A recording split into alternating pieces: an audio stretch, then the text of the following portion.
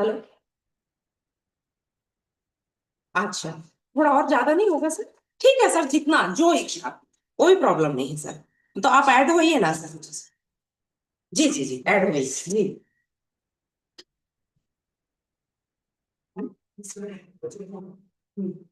और ऐसे से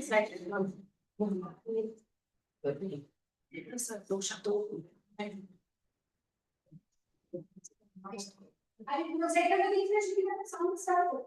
हाँ, अच्छा sir, start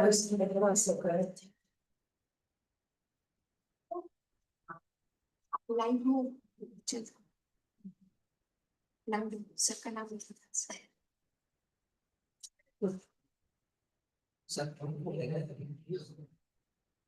Esteemed dignitaries, respected scholar, honor, delegates, and dear participants, we are truly honored to have with us today Professor Dr. Rameshwar Dubey, sir, who is joining this conference through the online platform. Despite the geographical distance, his presence adds immense value, the global perspective to this academic gathering.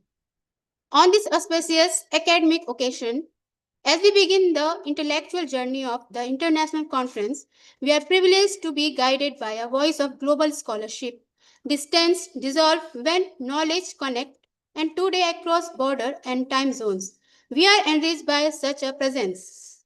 We are honored to have Professor Dr. Rameshwar Dubey joining us through the online medium, bringing with him decades of academic excellence, global experience, and profound insight in operation and supply chain management. With great respect and anticipation, I now humbly invite Professor Dr. Rameshwar Dubey to graciously deliver the keynote address and illuminate this august gathering with his wisdom. Sir, the virtual dais is yours. So, Hello? thank you very much, ma'am. I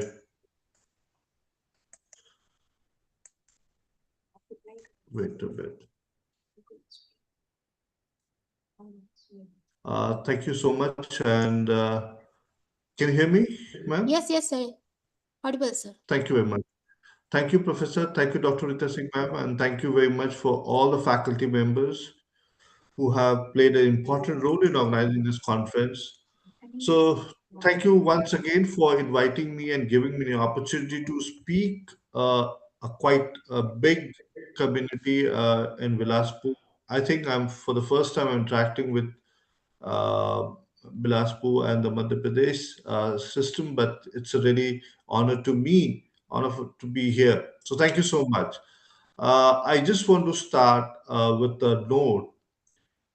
Please do not be emotional, because in the recent time we have seen that we often try to get we don't understand the perspective of the critical perspective, especially.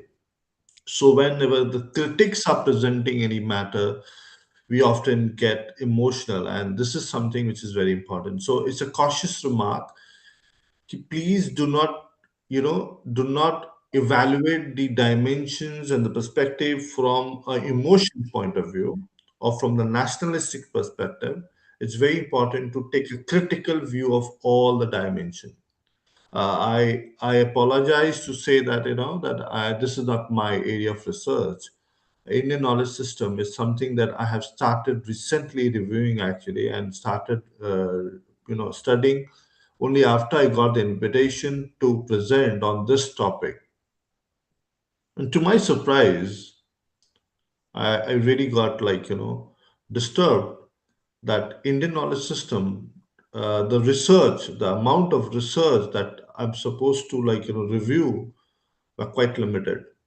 And most of the texts that I found during my search, they are quite redundant. They a lot of similarity with each other. There's a lack of novelty, and this is something which is bothering me and disturbing at the same time. That Indian knowledge system is quite vast in terms of scope, in terms of spread, in terms of depth. Unfortunately, there is a limited scholarly work, which is the pressing need of the hour. because I believe that thank you very much to the organizer for organizing a conference on such an important theme, which I personally believe it's a way forward for everyone to pursue their research, especially on this perspective. So the critical perspective, as you know, it's a alochanaत्मक परिप्रेक्ष्य. In that context, I would like to, I will try to provide a critical perspective of that. So let's have an overview. So we'll try to understand exactly the 5W and 1H as a framework that I generally use to evaluate each perspective. So I'll try to provide the introduction of Indian knowledge system, what Indian knowledge system is all about, and I will try to, split this Indian knowledge system into three components. First, we need to define Indian. It's very, very, I'm sorry to say, still there is a lack of clarity when it comes to India. Many youths in our system, they are unaware, they are not familiar with the word called Indian, because we still operates and lives and imagine within the local system, and that's something that is one of the roadblock in advancing the understanding, deep understanding of Indian knowledge system. Then we need to also understand that what boundary, like, define the knowledge. What do you mean by knowledge actually? What aspect need to be covered, what need to be included, and what need to be excluded? The boundary conditions are yet not formally defined, and this is one of the aspect that we need to take into consideration. So that's how I'm going to build my arguments based on Indian knowledge systems and trying to clarify the boundary and trying to explain what we can include and what we can exclude. We have to compare with the similar knowledge systems, like, Indian. When we talk about Indian knowledge system, we should also understand that it is not the our society which has played an important role in shaping this global mindset. There are other existing civilizations or the society which has actually accumulated wealth of knowledge, wisdom in last, 5,000 years, which includes Chinese knowledge system, European knowledge systems, and of course Arabic world, especially Egypt and Persian. They have their own history, and of course we cannot deny their contribution to the growth and the way that the globe has evolved. So I'll try to compare between two systems because I didn't had enough time or I didn't had enough resources to compare other systems. So I took a perspective framework like European system and Indian knowledge system because these are the two systems which I'm familiar. Because born and brought up in India, had my education in India, and as well as I have spent almost a decade in Europe.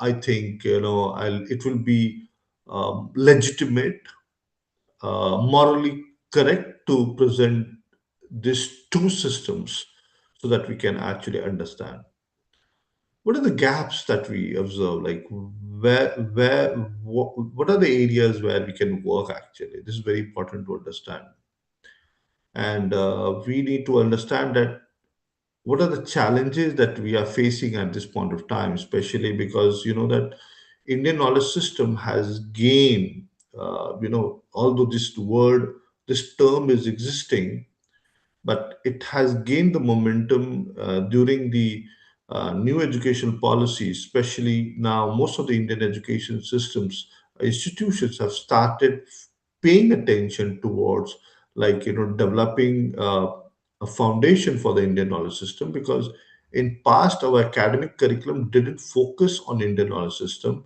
Result is that most of the Indian graduates coming graduating from their schools, they do not have much deeper understanding about the Indian knowledge system.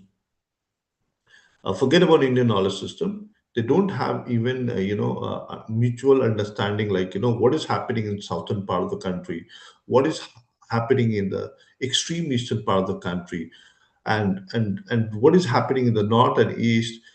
well, there is a lack of clarity when it comes to understanding the own India. Forget about the other systems. So that's why it's very important. So we need to understand that what are the gaps, and we can really thanks to the India existing system which has been paying an important attention, and thanks to the academic institutions like yours have played an important role or playing an important role in mobilizing these kind of thought process through academic discourse, conferences, symposium, and these are the ways where you can actually,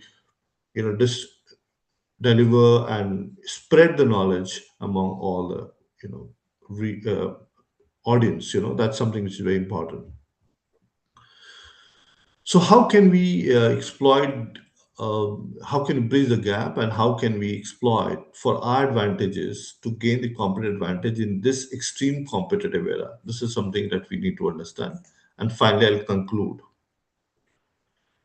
Well, I have tried to refer to some of the literature. There is an article published in by Pandit 2025, which has tried to define Indian knowledge system, which is as a pluralistic perspective. Like it combines the word called intellectual, philosophical, scientific, and the practical knowledge developed on the Indian subcontinent. So when we talk about India, we need to understand if I'm talking about the Indian knowledge system, we cannot talk about only India. We also need to include Sri Lanka. We also need to include Bangladesh, Pakistan, and to an extent Afghanistan. Because when we say Indian knowledge system, for say evolved in the last thousands years, we cannot ignore these part of the world because they were the part of the so-called the British India, or when we say that prior to that, like other empires have existed. So the definition of India is actually abroad now. You only cannot limit your attention within the northern part of the country. We need to include all these places.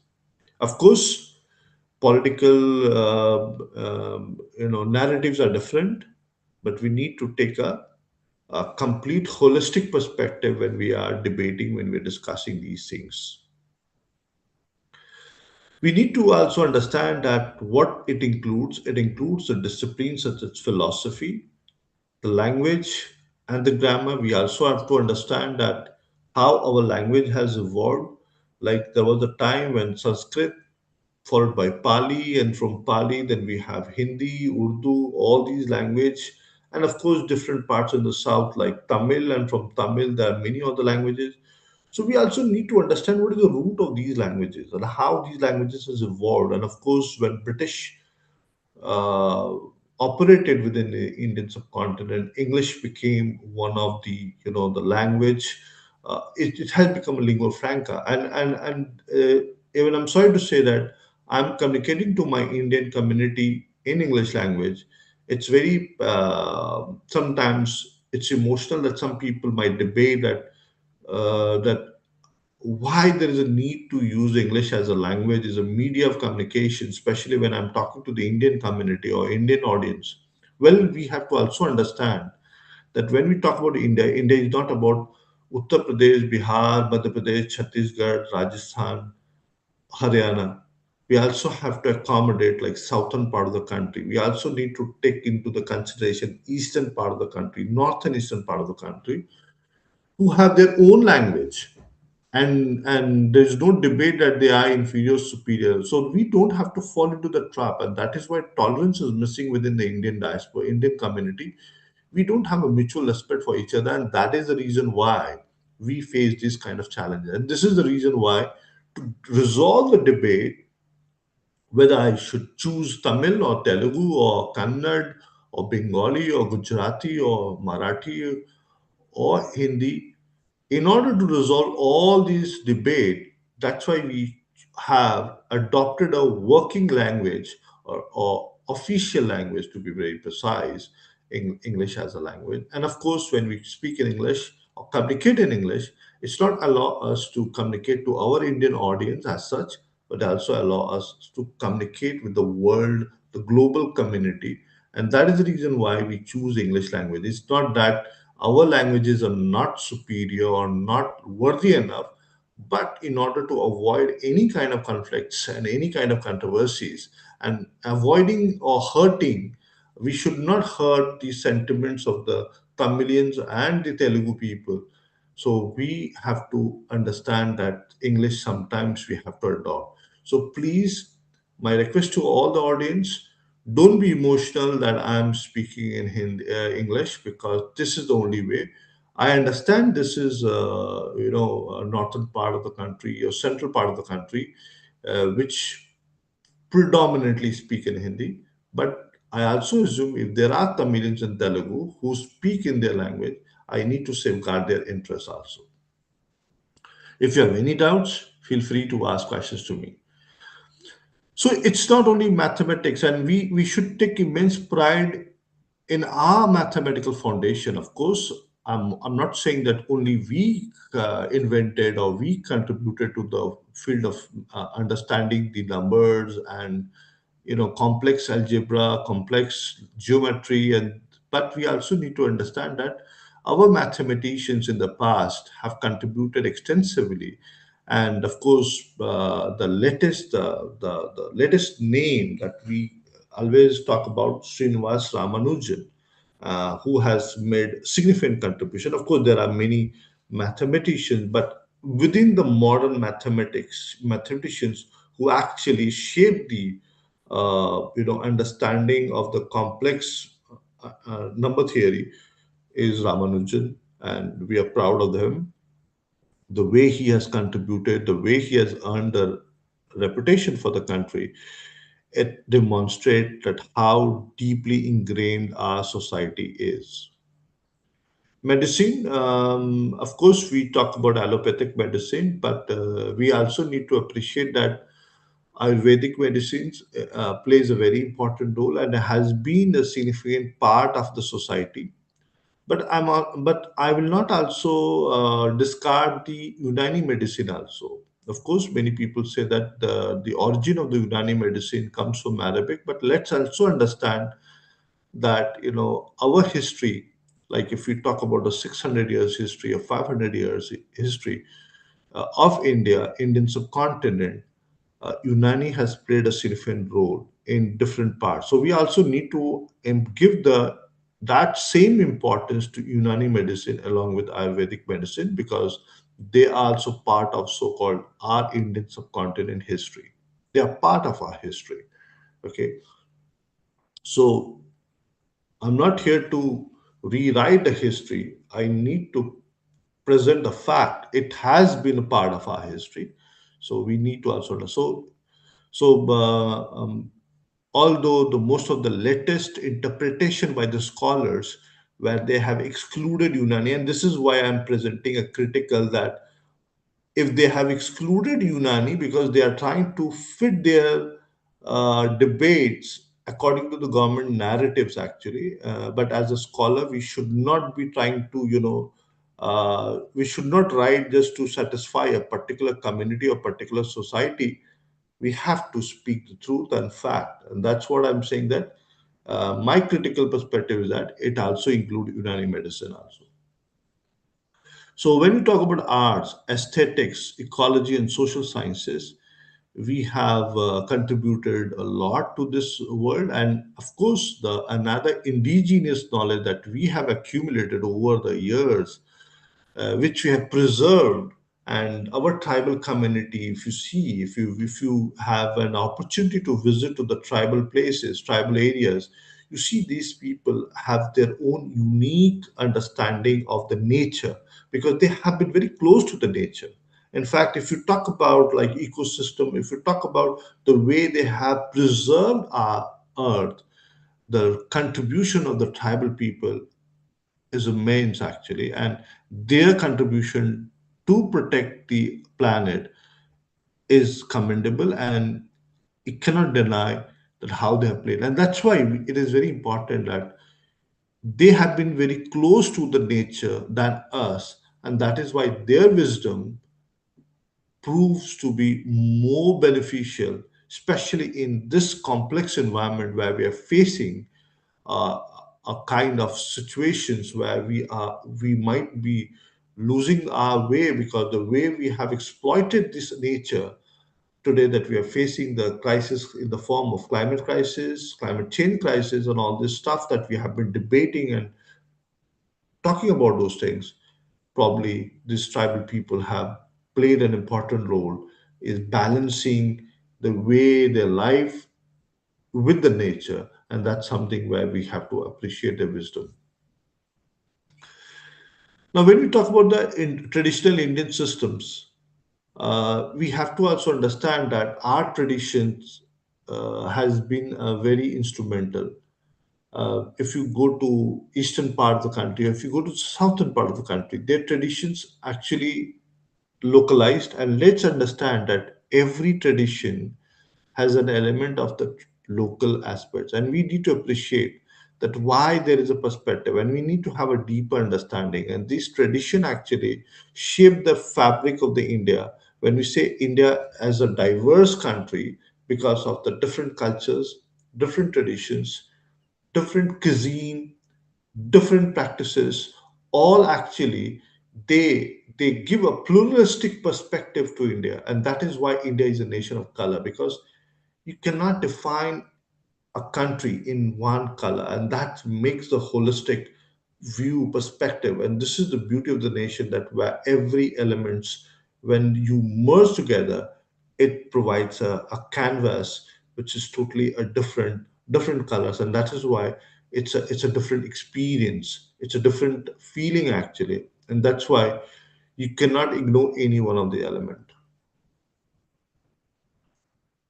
So when we talk about the Indian knowledge system, there is a scope, and I found that, like, there is a lack of clarity, and most of the scholars, especially in the recent times, I've found that they have failed to define the term called Indian. When they say Indian, actually, we say that we need to include Indian subcontinent. That's why purposely I have focused on Indian subcontinent as a term, because when we talk about Indian subcontinent, we cannot, when we talk about history cannot be completed without discussing the so-called Pakistan after 1947 and Bangladesh.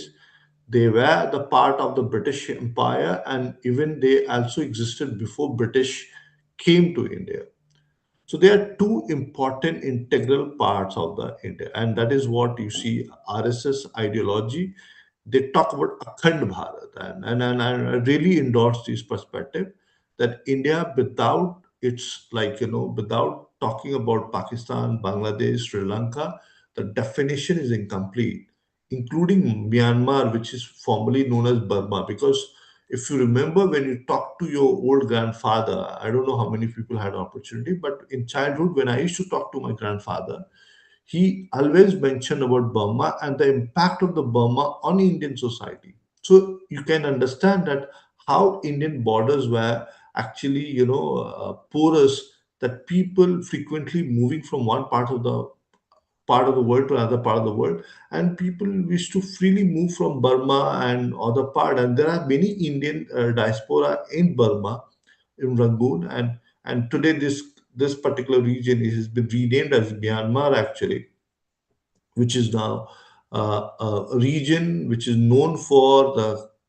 civil war, conflicts, and a lot of issues. But at one point in time, it was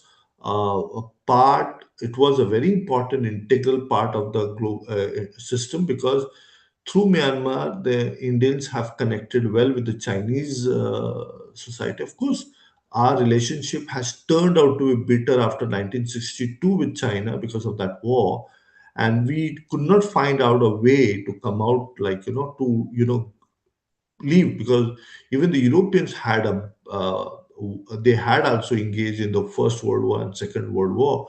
But after the Second World War, Europeans have understood that we need to forget the differences.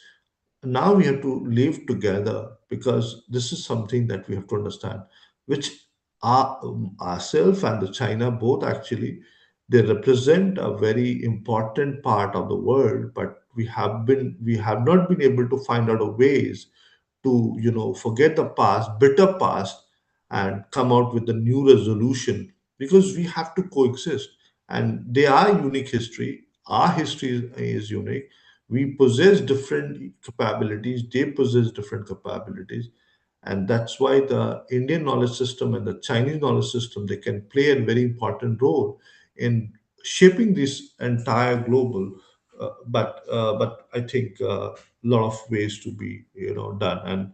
And I think only government can play an important role. But not only government, even the opposition have to take the problem, because every time if you oppose the thing, then things are not going to move. And that's something which is very important. So when we talk about the collective, now when you say knowledge, it is actually collective understanding of literature, language, cuisine, sports, medicine, engineering, architecture, philosophy, economics, and that's why it's very important. Like if you look, if you see the Mughal architecture, and if you see that our Chandragupta dynasty, and even in the past, if you see the South Indian temples, if you see the Konark temples, if you see the North Indian temples, and when you see the Mughal architecture, they all present interesting features. These kind of structures which exist, and if you have a critical analysis, you see that how our architecture or understanding of the architectural engineering has evolved. So architecture, that is something that I always believe, the confluence of the art and technology. Our science, our civil engineering sense, the fort, if you go to the like Rajasthan and see the fort, they have been built in a way to prevent the invaders. It also present a very interesting perspective that how civil engineering was matured in those days. And that's why it is very important that when you analyze the different places, that the architecture, the structure, and if you go even the past, like the Harappan culture, the Mohenjo-daro, all present a very interesting perspective that how the Indian wisdom has actually evolved. Unfortunately, as I told you, that the problem with the Indian society is that we have failed to preserve our knowledge in the form of writings actually, and this is the one of the reason why we felt that somehow that the only reason why we don't have much evidences available, because probably the Indian culture doesn't, the writing habit is missing, and this is where we have lacked actually, and that's why we don't have too many records to defend our debates and arguments. Most of the arguments are the perception, but sometimes they are not supported by the evidences. That doesn't mean that it has not existed, but sometimes we don't have an evidence to support those claims. When we talk about the system, we talks about the indigenous, intellectual, cultural, scientific, and philosophical. So we have to also understand that our intellectual literature, and if you see that the Pali literature, if you talk about Sanskrit, if you talk about Urdu text, if you talk about, if you take the cumulative of all the languages and the way the literatures have evolved, they provide a lot of insights. Our scientific contribution is something that we need to understand, and how the science has evolved is something that we have to keep in mind. So similarly, like if we talk about the critical overview of Indian knowledge system, we'll classify into four verticals like philosophy and logic. Philosophy is very important to understand, and I don't know how many of you follow. uh, if you watch some of the Indian, there are, well, Indian media I don't appreciate that much, but somehow like there was an initiative taken by Lalan Top, by it was like initial, I don't know, many of you are following or not now, Saurav Dwivedi, who used to be the editor of that Lalan Top, he has resigned, but he recently organized a debate uh, between atheist and theist, like whether there is a God or not. And this debate was actually very powerful debate. It is the core of your philosophical debates, and like many people have struggled, or to understand the definition of contingent, the word contingent, and it has attracted a lot of, attention of the people. They started building memes. But I'll tell you, those who have philosophy, those who have studied philosophy as a subject at their bachelor degree level or masters, they know that contingent is a very important term within the philosophy. Okay, so those who are the philosophy students or studied philosophy, they probably know that all the terms that have been used actually, they are the core of this curriculum, core of this philosophical debates, and that's very important. So it is very important for us that even those who are doing their research, PhD, you need to understand the philosophical, like positivism, interpretism, pragmatism, critical realism. These are the terms which are used actually, and without having understanding, deep understanding, uh, I don't think that you can do justice to your thesis, your PhD work, and that's very important. Similarly, linguistic, it's very important. Like, if you see the root of most of the languages is Pali. Actually, if you see that how the Pali language has influenced the dialects of Burma, Thailand, uh, and many other places. Similarly, if you see that way that Pali has influenced Hindi, that's a Devanagari script. So if you see that the influence of the Pali and Sanskrit on many languages within Indian system, like if you see that like many languages like Bengali, Gujarati, Marathi, they bear a lot of similarity with Pali script and your Sanskrit. On the other side, Tamil, because Tamil is also equally very old language and it has its own rich, and that's why you don't find much similarity with Tamil and Sanskrit. But of course, there are similarity because there was some cross movement in past. But Tamil has its own identity, and that's how you see that Tamil has influenced other languages within the southern part of the country. And this is how we understand linguistic. If you and then you say that Indo-Aryan actually is, if we like in French actually, when we say that, like in English is two, and in French it's called do, and in Hindi also called do. So so you have to understand that, the even the some of the Europeans words actually, they're influenced by the impact of the Indo, and that's why it's very important to understand that how the words have evolved, especially some of the, there are a lot of similarities, and that's why we have to understand that this linguistic, if you analyze this pattern, if you critically analyze these uh, words, you can understand the evolution. Actually, you can understand how how the cultural complexities have evolved, and how the things have changed, and that is how do you write and how do you speak actually. And that's why linguistic is continuously evolving actually, and this is what the culture has an influence on this. And the more cross movement happen, like for example, uh, when you talk about, like, English that we use called pantaloon. Okay, actually this has been derived from the one of the word like within called patloon. Like, I came to know when I often travel to Morocco and Tunisia and all these places, and many people, like, we like most of the food that we eat, like including guava actually. The guava is not an Indian origin. It came in the 16th century from Caribbean. It was brought by the Portuguese into India. It's very interesting. Even the jalebi, we like, samosa, jalebi. These are not Indian indigenous food. Actually, these have come from the Persian influence. So when the Persians invaded India, they also brought their culture, and today you see that it is an integral component of our food. Potato, like the is not an Indian. It was not found within the Indian actually. If you go 500 years ago, even 700 years ago, we never produced potato actually. It is came from the different part. So we need to also understand that today this rapid mobilization has influenced our food habit, our linguistic, the way, the culture. It's very important to understand.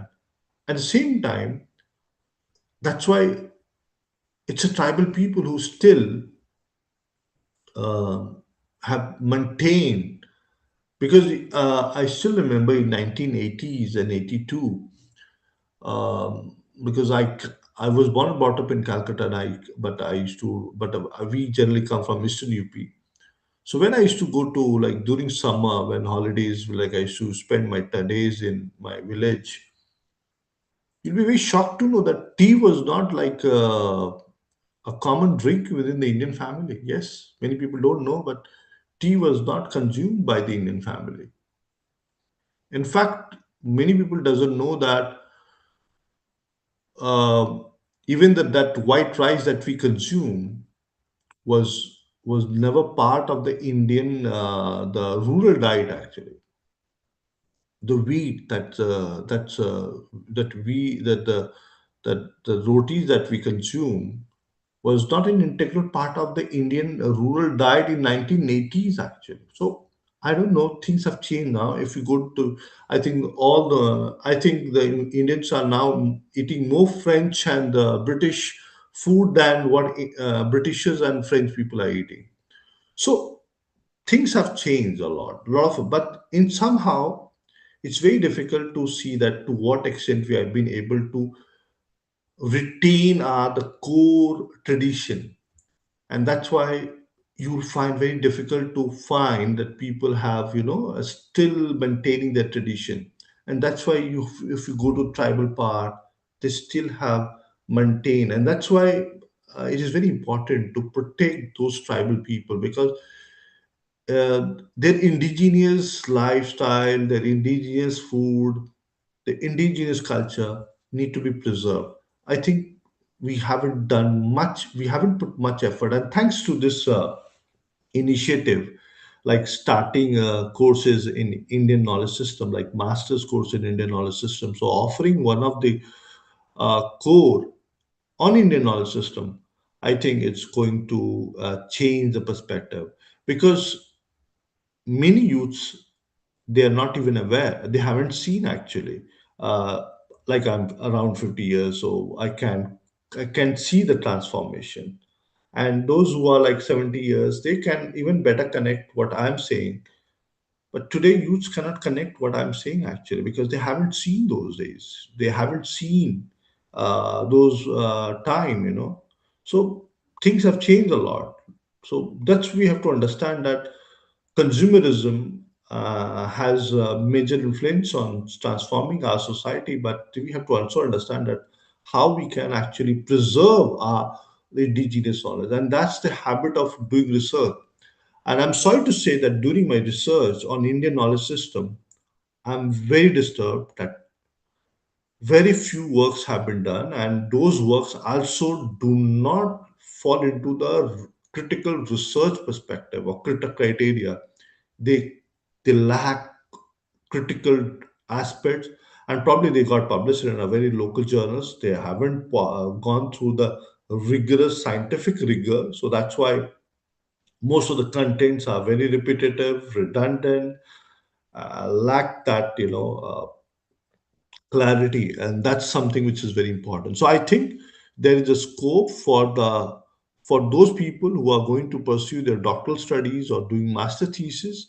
If they choose Indian knowledge system as a topic, I would appreciate, because this is somewhere we need scholars, we need teachers, we need researchers who can actually comprehend the complexity of Indian knowledge system. I have tried to produce a difference between the indigenous, knowledge system of India and European knowledge systems, And when I say indigenous or Indian knowledge system and European, Uh, European education is more about application. Okay, if you talk about the Indian education system, they're more philosophical, and this is the difference actually. Because in Europe, actually, because their history, if you go to like Industrial Revolution One, Industrial Revolution Two, Industrial Revolution Three, if you see that. Uh, they always focus on and that's why they are more into inventing machine and transforming the machine into the reality. So they always tried in that way, so they always believed in causality, cause and effect. Indian education system, or if I say the Indian knowledge system, it's very pristine, I would say, very theoretical, and it have existed over the years, and probably it's more about the philosophical aspect, which is probably which it makes it. Secondly, we, as I mentioned that even currently also that we don't have a culture of writing.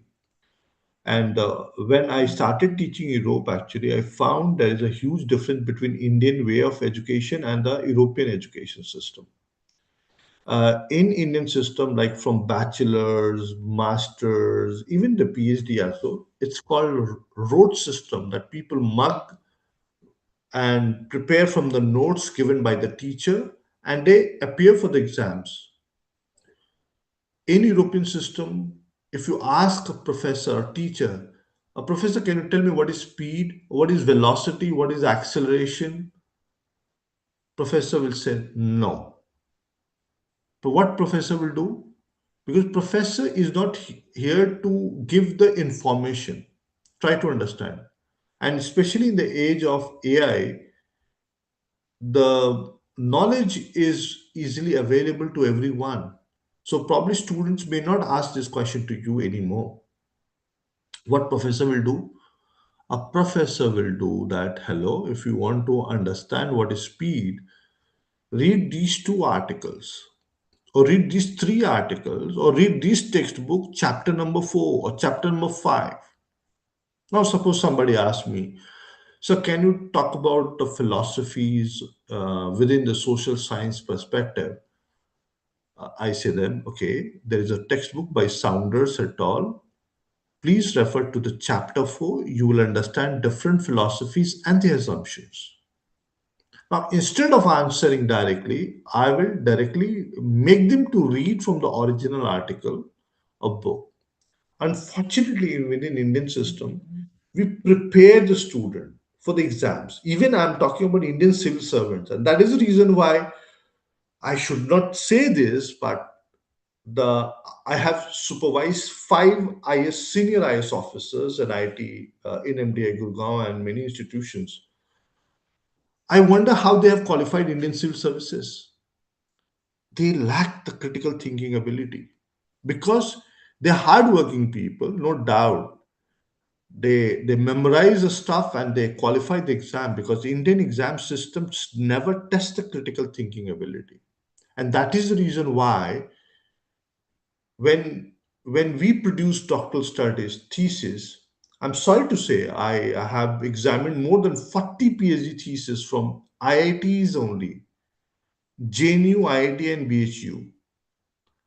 Trust me, not a single PhD thesis is comparable to the European and the American standard. That is the problem. The problem is that we produce people who can memorize the stuff but cannot produce the knowledge actually. They can reproduce the knowledge, but they cannot create the knowledge. Try to understand the difference. They can reproduce. If you ask them what is resource based view, what is contingent theory, they will answer you. But can they create, can they expand the theoretical understanding? And this is the critical thinking missing. So I believe that Indian knowledge system is suffering because we have failed to produce the critical scholars.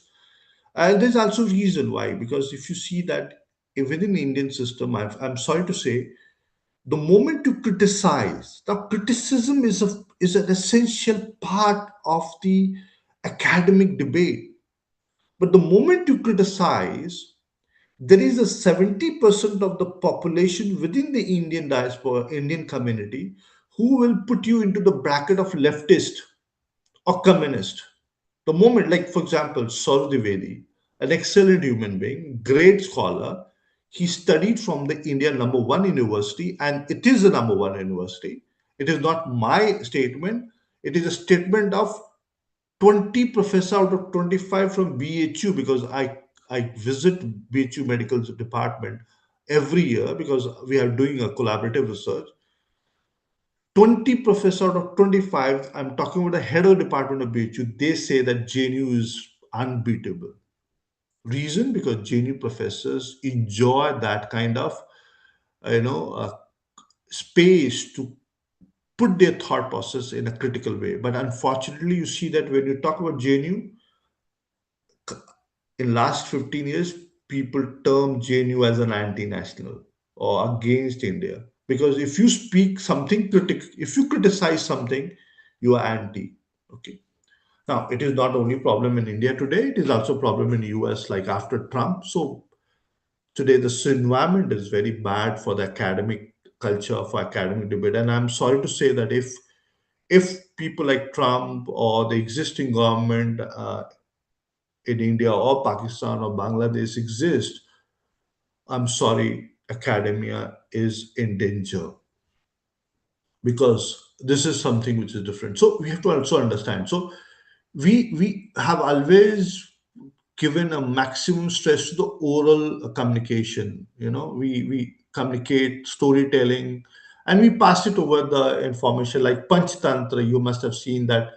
You see that Rishi Muni is transferring the informations and knowledge in the form of teaching, in the form of story. Actually, well, it's good, but we don't formally record it actually, and this is the missing, and that is why in most cases we struggle to support the debate, like after 100 years. Like even if you talk about, like, Mahatma Gandhi, doctrine on Mahatma Gandhi, you should see that within Indian context there is no concrete literature on Mahatma Gandhi which can actually provide a complete perspective of Mahatma Gandhi. Because the problem is that, especially in India, which doesn't exist in Europe and US, here that every government tried to manipulate the existing literature and textbook in their own way. For example, during Congress regime, they have published the literature in their own way. When the existing BJP government came into the picture, they have changed the literature in their own way. And to my opinion, I don't see much difference between India, Pakistan, and Bangladesh. For me, Indian subcontinent still immature. In Western country, whatever happens, politicians have no importance. Nobody cares actually. Okay, nobody cares. These politicians, they cannot change. They cannot dilute the literature. I'm sorry, they cannot. Yes, in current scenario, Trump is trying to do, but within 2 years, the people will throw him out because there is a growing concern within that region.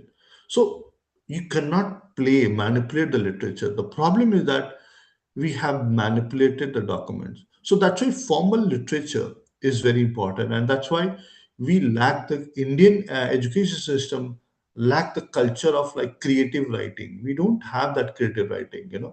We just prepare for the exams, and within 3 hours we expect student to produce wrong. No, evaluation cannot be one exam mode.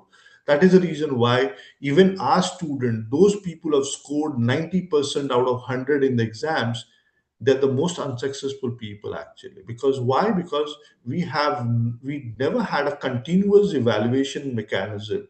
We always examine someone based on one exam, like, and those people who do well within the Indian academic systems, probably they are not suitable enough, they're not capable enough to undertake a hardcore doctoral thesis, or able to write a thesis. And that is the reason why our PhD standards are very pathetic. I'm sorry to say, very pathetic. So when you say that type of knowledge like spiritual, cultural, social, environmental, this is something where we had a very like good ecosystem, but unfortunately we never debated about the scientific, technical, and academic. And this is very clear example. Like we have a lot of IITs actually. Fortunately, they are existing for more than 70 years now, 60 years now. First IIT was conceptualized in 1955 in Hijri detention camp in Kharagpur, IIT Kharagpur. So it was in 1955, and you can see that it's almost 70 years, and other IITs were equally 60 years old. But can you tell me any single Nobel Prize that any IIT has ever produced so far? No. This is a clear indication. Fields medal in mathematics? No. What does it mean? That means we are actually lacking behind. But when you talk about the European education system, it's very scientific, rigor, critical, and this is why they have made significant progress. Well, we have been very close to the nature, which is very important. But for the European, nature has been seen as a source of resource, and that's why they have exploited at one point. Now they are trying to preserve the nature, but it was they who exploited the nature. Knowledge is tested through the lived experience and community. Knowledge is tested through data. Like you see that we don't question, we don't question the practice. Like we don't challenge. Like even it is you can see the mindset of the voters actually when they cast a vote, especially during the Bihar, when they have casted a vote, they've never questioned the contribution of the candidate.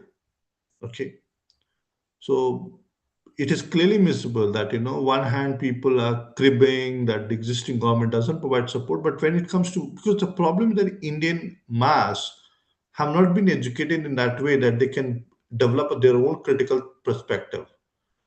But in European education system, they always have trained you in a way that whatever you speak, it has to be supported with data, rich data. They don't judge anyone. That actually in India, actually you see that within the culture. I have never experienced in the entire Europe, never. But in India, actually, the people judge you on the basis of your color, clothing, the way you eat, the way you speak. People judge. People enjoy, passing their opinion without facts. So, most of the informations, and that this is clearly indicated in Indian media actually, because generally in Europe, people make fun of Indian media, and especially during the Sindoor, we know that how Indian media actually, I would say it's a fraud system basically. They are fraudsters. There are a lot of media people, they are fraud people. So they don't have any data to support the debate, the arguments, because they're just like opinion. Everybody believes in opinion. And that's why it's very difficult actually to trust what they speak actually. And that's why the Western world, they don't trust easily because they know that most of the informations are not supported by the data. And it's not a problem, it is not their problem, or it's not our problem, because Indian education systems have never been empirically grounded.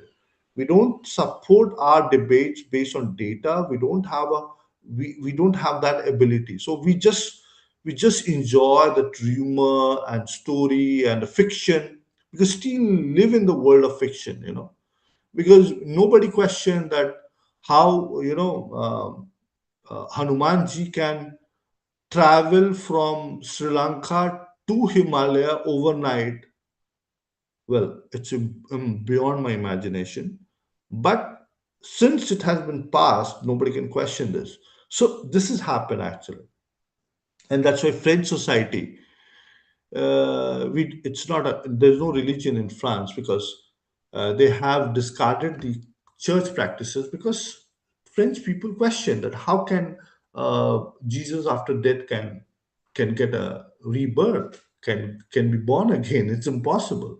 So they challenge the assumptions. But in Indian society we cannot challenge, because It is you have been made to believe what has been told to you. And if you are questioned, then it means you are bad. People will kill you. So that's the problem. Or if I'm sorry, there are many people among your audience might be considering me a communist. I don't care whether you can consider me communist or whether you consider me a leftist. I will debate, I will question, I will raise the debate, and that's how. So that's how it's all. So this is the comparison difference, and I'm sure that when we are formulating our education, we need to adopt. I'm not saying that you discard the so-called existing system. We have to find a midway. We have to find a way that combine the best of the European. I'm not saying they are the best or we are the best. We need to pick up the best from both the world, and we need to find a pragmatic way of tackling the systematic challenge that we are facing actually. So like this is the what Indian knowledge system is all about. Who am I and how should I live is the guiding question. And European knowledge system is how does this work and how can I use it. That's the way. So that's the difference in the perspective. um, Conclusion. The debate between the Indian knowledge system is not about deciding which is superior. So please, I'm not. I know that Indian audience love to listen that Virat Kohli is the world number one, or Sachin is world number one, or Bumrah is world number one. Our jet fighter is world number one. Our ISRO is world number one. Our culture is world number one. We are world number one. Well, and uh, others are bhikaris, others are idiots, others are moron, others are no. Indian society, if you ask me, Indian to Indian, and if somebody have followed the practices of Lord Ram, Bhagwan Ram has never told the people to even make mockery of others. Respect. Even when he killed Ravana, he respected the Ravan achievements, accomplishment as a scholar. We as a society should not humiliate others. We should be humble. Even if we become the world number one, we should stay humble. Humility is our characteristics. Humility is our indication. And that's why superior Indian knowledge systems makes you someone who embrace humility and respect every individual. Unfortunately, is missing these days. So remember, it is not about my debate is not that we are superior or inferior. We have every coin has two sides. We are superior in some sense and we are lacking in some sense. They are superior in some sense and they are also lacking in some sense. How can we pick up the best and create a system that, which actually helps to tackle all the complexities in the society that we exist, because our society, as I told you, that far more complex than any other society, and that's why our challenges are unique. So it cannot be solved using the European understanding or the Chinese understanding. It is our own solution can help to solve the problem, but we can only find a solution when we understand other systems well. So first we have to understand every systems and our own systems, our own complexity, and then we can find a solution. Indian knowledge system emphasizes on the holistic understanding, ethical living, sustainability, and harmony between humans and the nature. That's what I told you that this is our system, but unfortunately, we're losing our ground. Today, if you see our environment, they're totally unethical. We do not respect human being. We are still debating between language, between culture, between varna, gotra, so many things which I don't know. And let me tell you one thing, if you ask my Gotra, I don't know. And I have decided that I will eliminate this thing from my mind because these things doesn't define you. And unfortunately, these are the things that has created the difference in the society. When any knowledge like Gotra or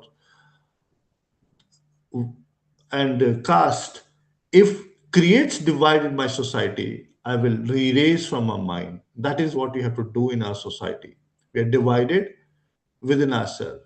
When we don't get the other topic, then we start differentiating on the terms of religion, food habits, culture, language. Even go to Maharashtra, I'm shocked to know that people are debating between Hindi and Marathi. Go to Karnataka, people are debating between Kannada and Hindi. Unfortunate part, it never existed. I'm in France for almost 10 years. I speak in English, bit of French, but they never raised the question that why you don't speak French. This is the difference actually, because they don't believe in that aspect. There are some people who might be thinking, but not like they don't create controversy out of it, which is unfortunate part. So we need to understand that how we can make tremendous progress in that aspect. In today's interconnected world, true progress does not lie in choosing one over the other. And this is true that we cannot choose any one of them. Rather than we need to find the best out of them.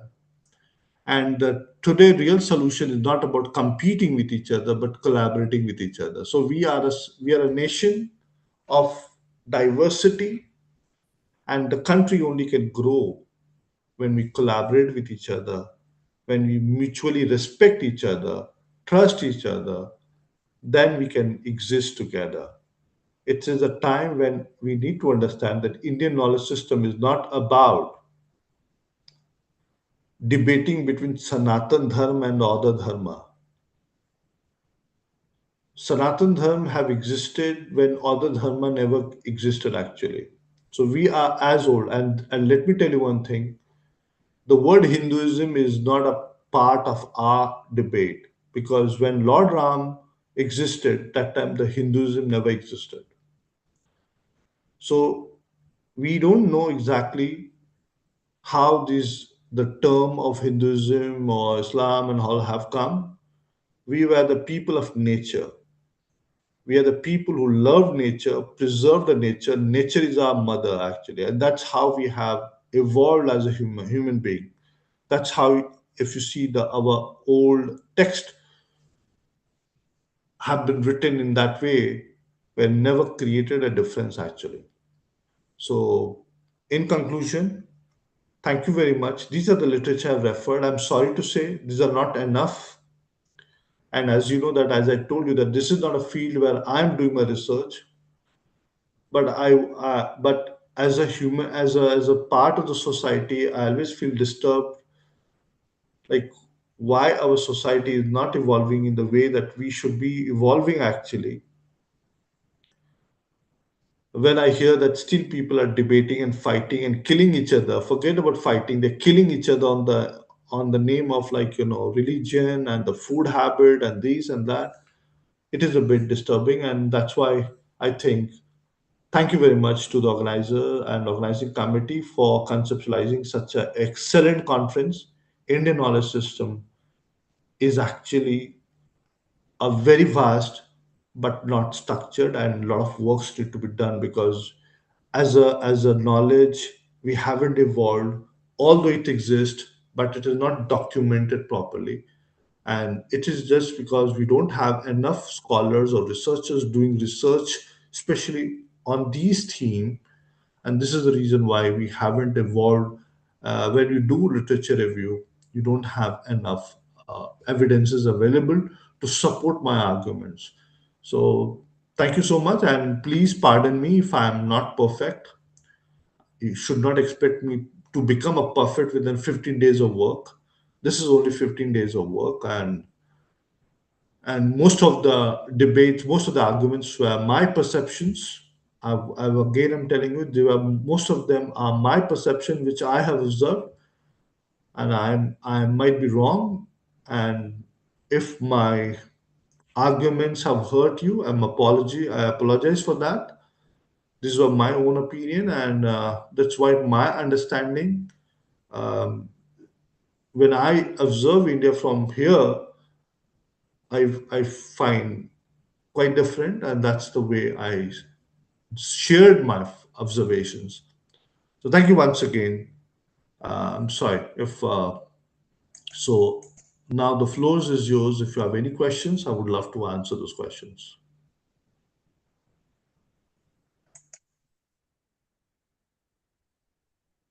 Thank you so much, sir. Thank you, ma'am. We are totally respect your opinion, sir. Thank you so much, sir, for your insightful and critically engaging keynote on Indian knowledge system. Your address has provided valuable direction to our discussion on India's knowledge-driven journey toward 2047. We are truly grateful for your time and wisdom.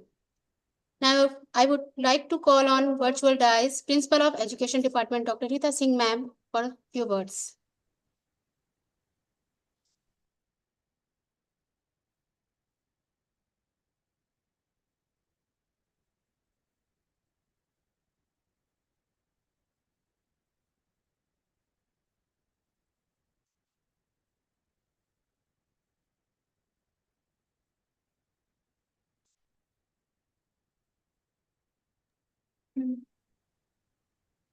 Hello Yes, sir, ma'am.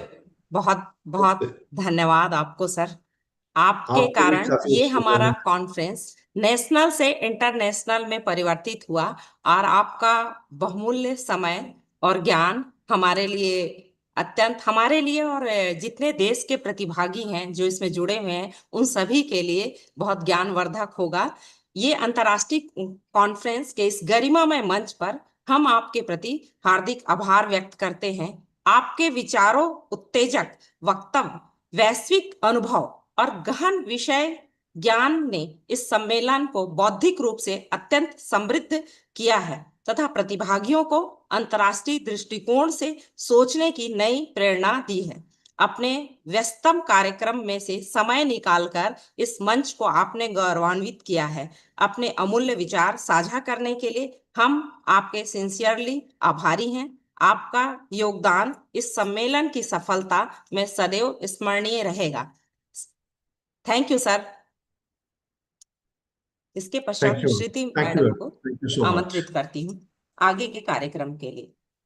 Thank you, ma'am. Thank you. No, thank you.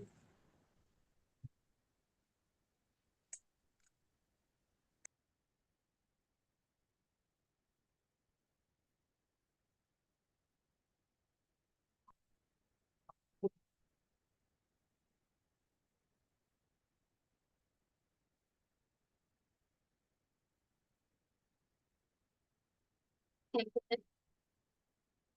Now I would like to call on virtual DICE Mrs. Anpurna Jaiswal, Assistant Professor, Education Department, for the thanks word.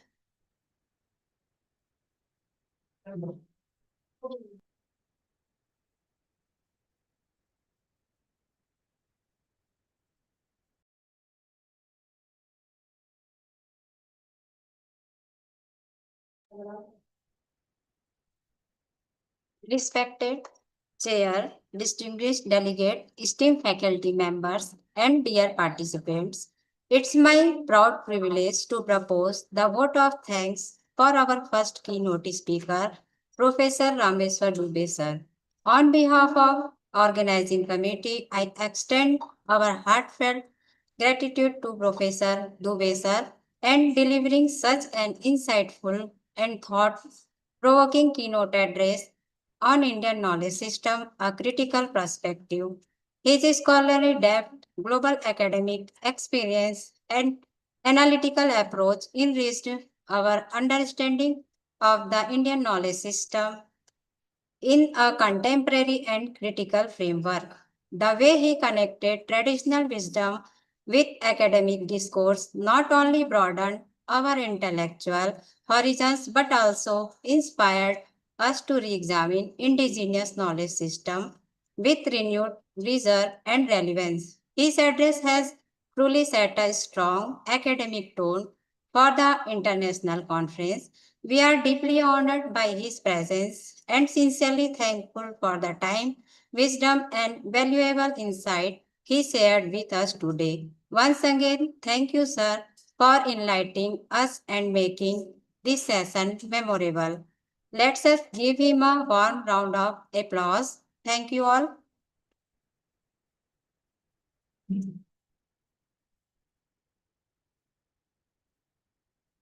Thank you so much, ma'am.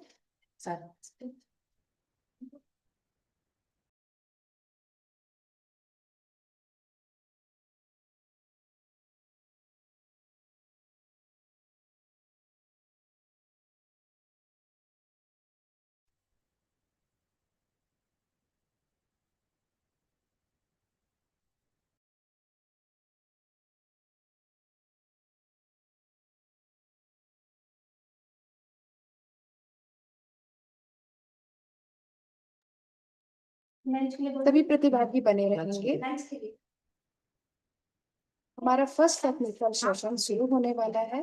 सभी ध्यान देंगे। हमारी online आपको जो host करेंगी श्रीमती सुधा गोयल, अब मैं उन्हें देने जा रही हूँ। वो टेक्निकल सेशन शुरू करेंगे। वह हमारे चेयरपर्सन आपको सुनेंगे।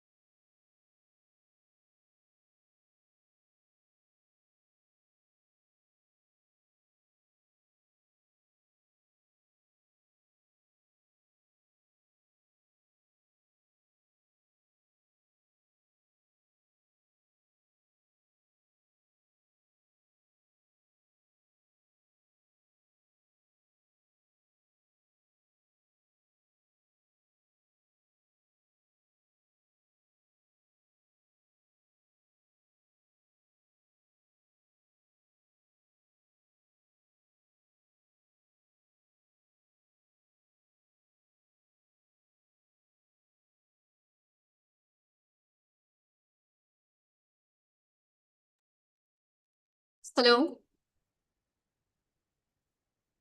Good afternoon. Good afternoon ma'am. मुझे सुन पा रहे हैं? जी मैम बिल्कुल। Okay. So a very warm welcome to all dear participants. I am Mrs. Sudha Goyal, Assistant Professor, Sandipni Academy, PMP Mussoorie Bilaspur Chhattisgarh. मैं आप सभी का इस इंटरनेशनल ऑनलाइन कॉन्फ्रेंस में हार्दिक स्वागत करती हूँ। इसका विषय है Indian knowledge system, a road map for developed India 2047। Dear participant, मेरा आप सबसे अनुरोध है कि अपनी सक्रिय सहभागिता करते हुए अपने विचार को साझा करें और विकसित भारत 2047 के निर्माण में योगदान दें। जो हमारे कीनोट स्पीकर हैं उनका उन्होंने कहा है कि आप अपने टॉपिक, अपने ऑब्जेक्टिव, आपकी हाइपोथेसिस क्या है और उसके अलावा आप अपनी कौन सी बातों को रखना चाहते हैं और उसके साथ कंक्लूजन। तो 5 to 7 मिनट आपको दिए जा रहे हैं। हम स्टार्ट करते हैं। हमारे जो first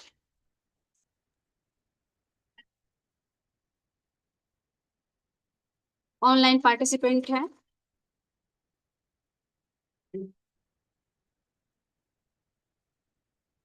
Shrimati Vandana Srivastava and doctor Shilpi Srivastava. क्या वो हैं अभी ऑनलाइन जुड़े हैं?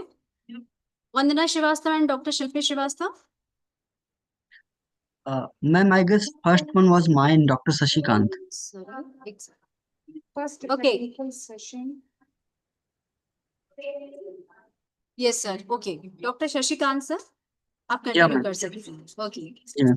Ma'am can I share my screen? Yes. Yeah ma'am.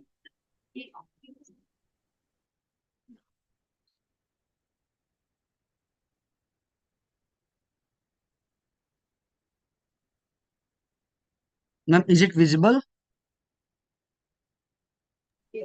Yes sir. Yes Okay, sir. okay. Thank you, ma'am. So I'm Dr. Shashikant from the Department of Political Science at Motilal Nehru College, Evening. uh, at Delhi University.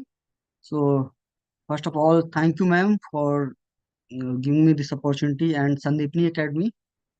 So today I'm here to talk about my presentation topic, which is on realism in the epic, decoding Morgenthau's principle through the Kurukshetra war. So my objectives of this presentation are: the first one is to explore statecraft in the Mahabharata, and the second one is to to show characters as smart political actors, not just myths. And the third one is to prove that realism is timeless by applying modern theory into an ancient text. And the methodologies I have used is basically comparative methodology, where I have compared modern political theory to our Indian ancient text. The second one is the framework I have taken here is the Morgenthau's sixth principle, which he has explained in his book Politics Among Nations in 1948. And the case study I have taken the analyzing events of Mahabharata war, or you can say Kurukshetra war. So begin with as topic suggests the Mahabharata through the eyes of Morgenthau. The Morgenthau, known as the father of realism in the politics, where he has practiced thousands of he has mentioned about politics in 1948, but we have already practiced thousands of years ago in the battlefield of Kurukshetra. So let's discuss what is realism. So the realism basically defines as power is everything. In politics, leaders don't just act on feeling, they act to gain key power, prudence over morality. The leader's first job is to make the state survive. Sometimes being good is less important than being smart or practical. So human nature basically is want to dominate over others, which never changes practically. So when we see this connection to the Mahabharata, or we can say the Kurukshetra war, where Maranthau's politics says interest defined as power. We see this in the characters of Duryodhana. Duryodhana, the Pandavas asked for only for 5 small villages to avoid the war, where Duryodhana refused. From realist view, Duryodhana wasn't just being mean. He knew that giving away land means giving away power. He chooses war because he believed that in politics you either have total control or you have nothing. This matches the Morgenthau's idea of drive for for power is the objective law of politics. So coming to strategic part, where Krishna's realism is the most interesting part in the Kurukshetra war, where Morgenthau argued that leaders must use prudence. This means doing what is necessary to win, even if it means wrong. In the war, Krishna encouraged Pandavas to use tricks to defeat powerful enemies like Bhishma or Drona. Why? Because if the Pandavas follows the polite rule of war, they would lose, and if they lost, their enemies or their kingdom would be gone. So here Morgenthau's point comes, where survival is the fittest, or there is no scope of morality in politics to save a greater good. A leader must sometimes set a personal ethics aside. Uh, So now coming to conclusion part, or we can say I can discuss few more principles like morality, like Morgenthau's fourth principle discuss about morality. There is no scope of morality in international politics, where we can see there is no role of morality in the Mahabharata war as well, where few examples could be taken, where Duryodhana has killed Abhimanyu, or the Pandavas killed Drona or Karna, for the example. So now coming to the conclusion part, uh, uh, the Kurukshetra war. So three things. First one is that fight for power is fight for power is natural part of human being. The second one is the national interest usually wins over abstract morality.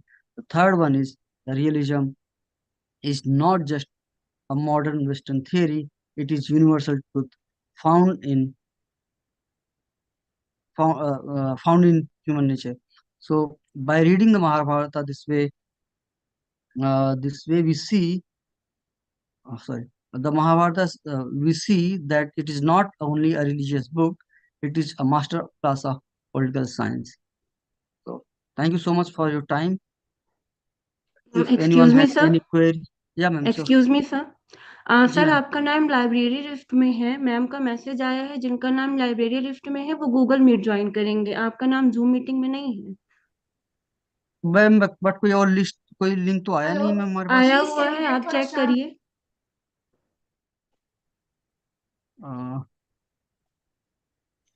Ma'am, excuse me, my name is Dr. Hitesh Kesarmani. Okay. Am I supposed to stay back in this Zoom link or should I navigate to some other? मुझे भी कहीं और जाना है या यहीं रहना है? जिनका हितेश नाम केसरवानी। लाइब्रेरी लिस्ट में है उनको सर, लाइब्रेरी लिस्ट में है। एक्सक्यूज मी, आई एम जी जी श्वेता चौहान। मैं श्वेता चौहान, क्या मैंने इसी में ही देना है प्रेजेंटेशन? मेरा तो लिस्ट में है 3rd नंबर पे। मैम देखिए ऊपर पूरा लिखा हुआ है लाइब्रेरी ग्राउंड फ्लोर, जो लाइब्रेरी ग्राउंड फ्लोर में ऐड है वो इसी में रहेंगे। हेलो कैंडिडेट, प्लीज ये क्लास नहीं है। एक सेकंड मैम आप एक बार कंफर्म करके बताएं प्लीज मुझे कि मुझे इसी में ही अपना प्रेजेंटेशन देना है कि मुझे जूम में जाना है। What's your name ma'am? मैं श्वेता चौहान। जो आपका 17th का शेड्यूल है उसमें मेरा 3rd नंबर है। मैम मेरा लाइब्रेरी ग्राउंड फ्लोर लिखा है तो मुझे इसी में रहना है।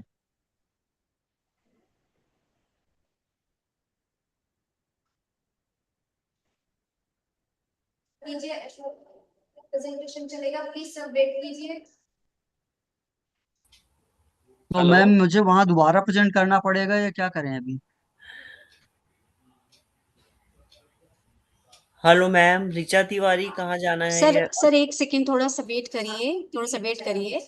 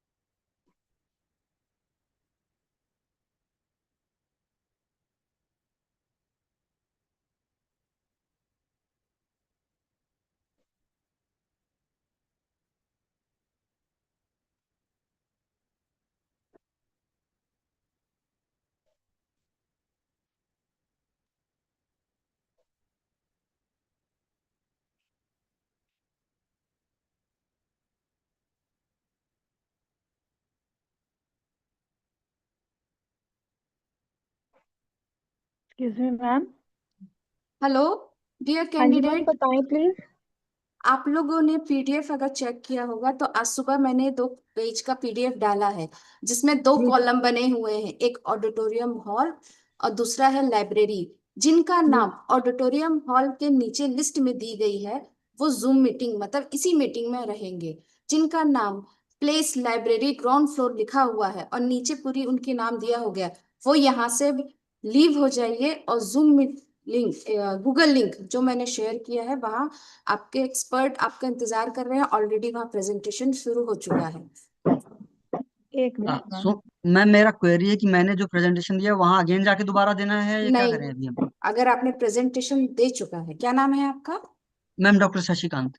शशिकांत मैम कुमार मेरा हाँ, ऑडिटोरियम में आपका है तो नहीं होगा सर, आप नहीं, एक बार प्रेजेंटेशन हो गया है, आपका वहां नाम लिया गया था, आप नहीं आ पाए तो ऐश्वर्या मैम तक हम पहुंच चुके हैं, कोई इशू नहीं, एक्सक्यूज आपका मी एक मैम, ही मेरा जगह गिना जाएगा।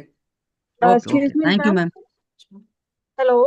आप लोग कृपया कर व्हाट्सएप की मैं पीडीएफ जो डाला है उसको एक बार चेक कर जी लें, मैम, अपना नाम कंफर्म कर लें। मैंने अपना नाम मैम मैंने बताया है कि मेरा ऑडिटोरियम हॉल में है। ओके हाँ जी।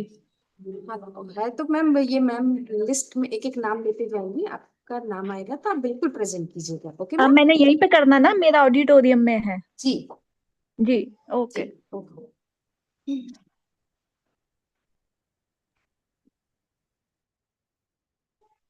मैम ये स्टार्ट कब होगा?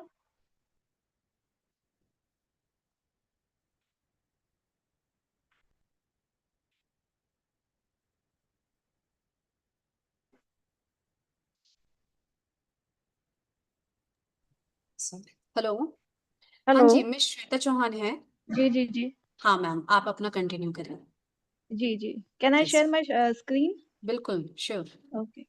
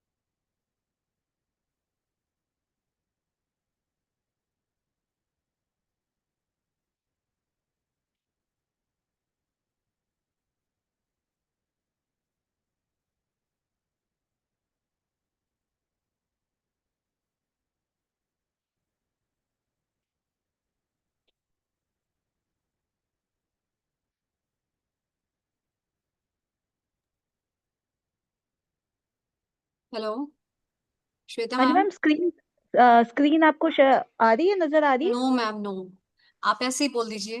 मैं ऐसे ही बोल देती हूँ। जी। ठीक है जी। Okay. Today's my topic is the gender academic discipline, motivational beliefs, and examination stress impact on leadership potential and academic success in pre-service teacher training. Firstly, the introduction. Teacher preparation courses worldwide, particularly India's B.Ed tracks, build future instructors by the blending content mastery with vital interpersonal and the guiding skills. Amid India's vast involvement in these programs, stressors from evaluations, personal drive, factors like the conviction about the capability and the worth, reflective thinking, practice, and the directive talents heavily shape participant results. Text anxiety, triggers, and mental distraction, and the bodily tension ahead of the exams, training for focus and the poise, often leading to weaker scores and the filter's ground influence. Now, the purpose, objectives of the hypothesis. Firstly, the equal anxiety by the gender, little field effect on anxiety, more anxiety ties down the conviction, self monitoring guidance scores, self monitoring convictions link anxiety to guidance. Uh, Now, next is the group factors. World reviews show the slim gender worry bonds after youth from social shift, field gaps, the minor directive gaps from the practice, and the not born traits. The other methodology, group makeup. 500 B.Ed undergraduates, humanities 40%, science 35%, business 25%. Tools is now the next is the tools. Firstly is the test worry gauge. Secondly is the drive conviction gauge. Third is the self monitoring gauge. Fourth is the guidance gauge. Next is the steps. First of all, the ethics. Okay, web polls of test times findings. According to these findings, the main points is the even the worry skip script aids links show the fixable harms tactics shift from the feed fit with the work. And say next is the practice uses add control logs all fields group directive drills tailor aid by the worry drive signs wrap ups worry hits even but the convictions control even the fixes stress all skill push next long trials stories big um, groups the job tracks. Lastly is the conclusion. According to this paper, Investigation demonstrates that the examination anxiety operates as an universal challenge in the teacher preparation, affecting the trainees uniformly across the gender and the academic disciplines. However, it's the negative influence on the motivational belief, self-regulated learning, leadership potential, and the academic achievement operates through the modifiable psychological pathways. The mediation of the anxiety effects through motivational convictions and the self-monitoring strategies suggest promising interventions targets rather than the accepting the anxiety as an inevitable features of the teacher's training programs can possibly proactively cultivate self-regulatory competences and motivational frameworks that buffer against stress, what simultaneously developing the leadership capacities essential for the effective teaching. That's all.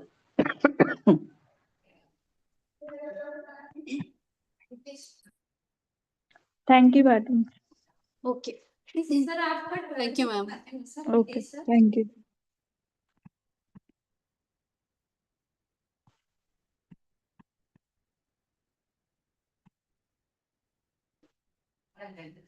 Dr. Sunita Sonwani and Mrs. Kanchan Kewat हैं?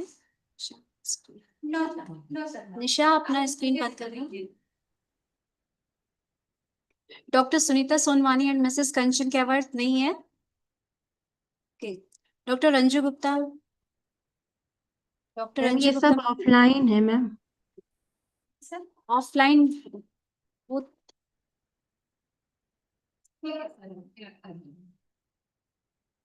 Next one Shrimati Vandana Srivastava, doctor Shilpi Srivastava.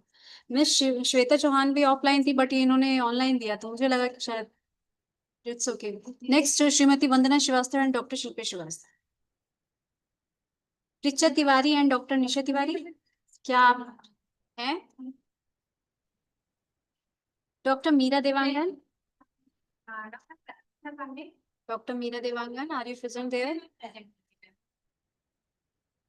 Doctor Sandeep Sutradhar, Richa Tiwari, Nisha Tiwari madam present. Okay ma'am. Richa Tiwari and doctor Nisha Tiwari ma'am. Yes ma'am, अपना आप paper continue करें। Yes ma'am.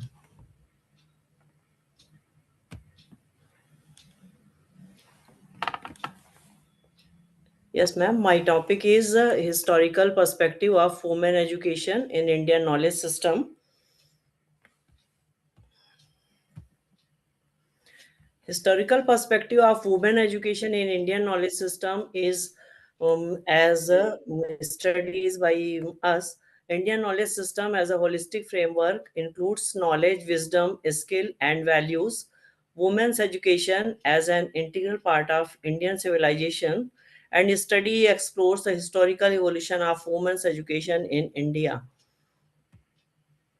Indian knowledge system overview is over there, rooted in ancient Indian text and traditions, knowledge transmitted through Vedas, Upanishad, Smritis, epics, Gurukul systems. We emphasize on moral education, intellectual development, spiritual growth. After that, women's education in ancient India is studies many ways. Women had access to education in the Vedic period. Learned women scholars, Gargi, Maitreyi, Lopamudra. Education included philosophy, scriptures, and ethics. Women actively participated in intellectual and spiritual debates.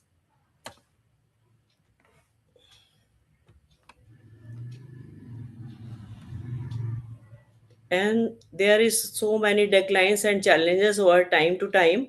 Gradual decline during later medieval period, social and political changes and factor affecting women's education are partial norms, restrictive social customs, reduced institutional access, education becomes limited and domestic oriented. And these are the references. Thank you, ma'am. Okay, thank you so much. Next one, doctor Meera Dewangan. Doctor Meera Dewangan, आप मुझे सुन रहे हैं? Doctor Sandeep सूत्रधार, In the free call, ma'am? Yes, ma'am. Yes, ma'am. Continue करें आप. Okay, ma'am. Give me a minute, ma'am, Yeah, ma'am. that I can share my PPT. Yes.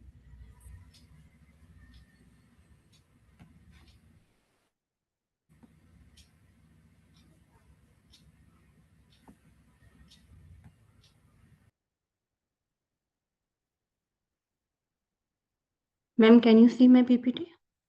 It is visible? Hello? Hello? Yes, visible. Okay. Ma'am, may I start now? Yes, ma'am. Okay, thank you, ma'am. My topic is, firstly, I want to tell my name. My name is Inderpreet Kaur. I am a research scholar in Lucknow University.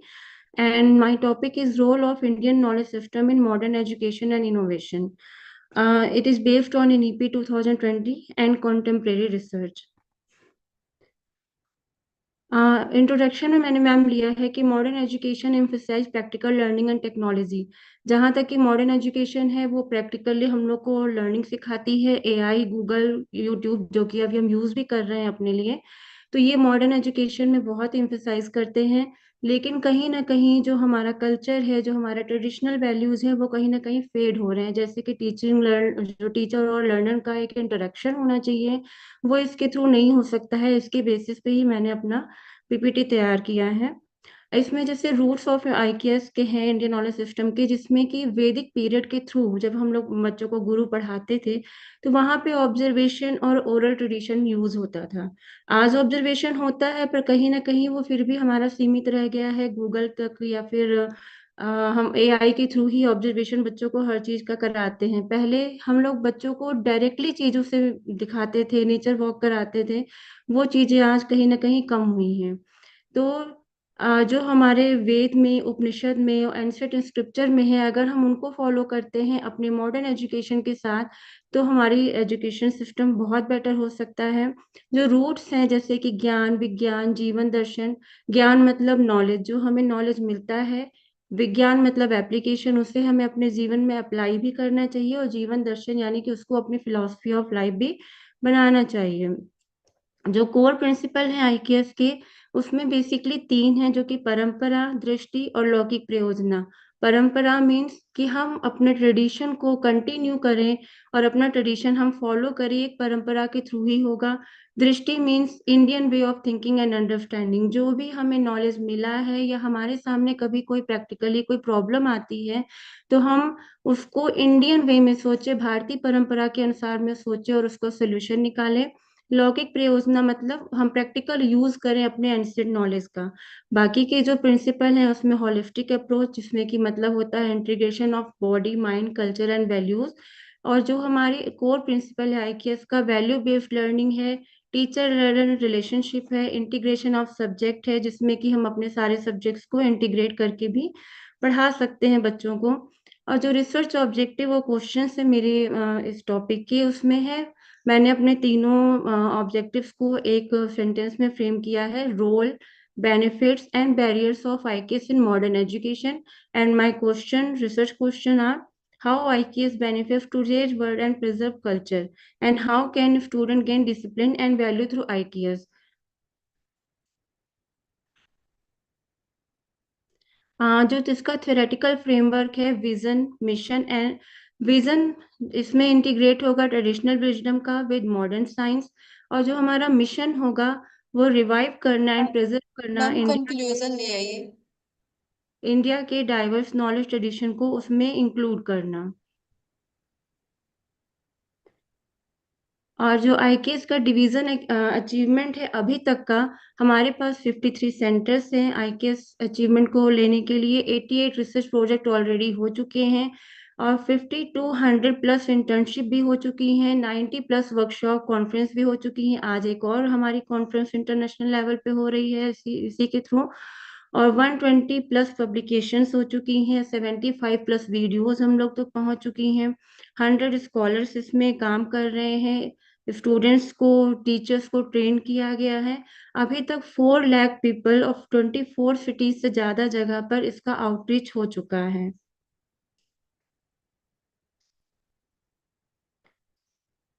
जो NEP का और IKS का integration है, उसमें basically curriculum में हमने from primary to higher education IKS को include किया है। संस्कृत, तमिल, पाली इंक्लूडेड की गई है। रीजन के हिसाब से रिसर्च की जा रही है आजकल योगा पे, आयुर्वेद पे, एस्ट्रोनॉमी पे, एथिक्स पे। मल्टी डिसिप्लिनरी लर्निंग हो रही है आईकेएस अक्रॉस ऑल कंक्लूजन ले आइए सब्जेक्ट। मैम, कंक्लूजन ले टीचर आइए। ट्रेनिंग हो रही है, टीचर ट्रेनिंग में लास्ट स्लाइड ले आईकेएस को आइए मैम। पेडागोगी में यूज किया इंद्रप्रीत जा रहा है। मैम, लास्ट स्लाइड मैम, ले आइए। Okay ma'am.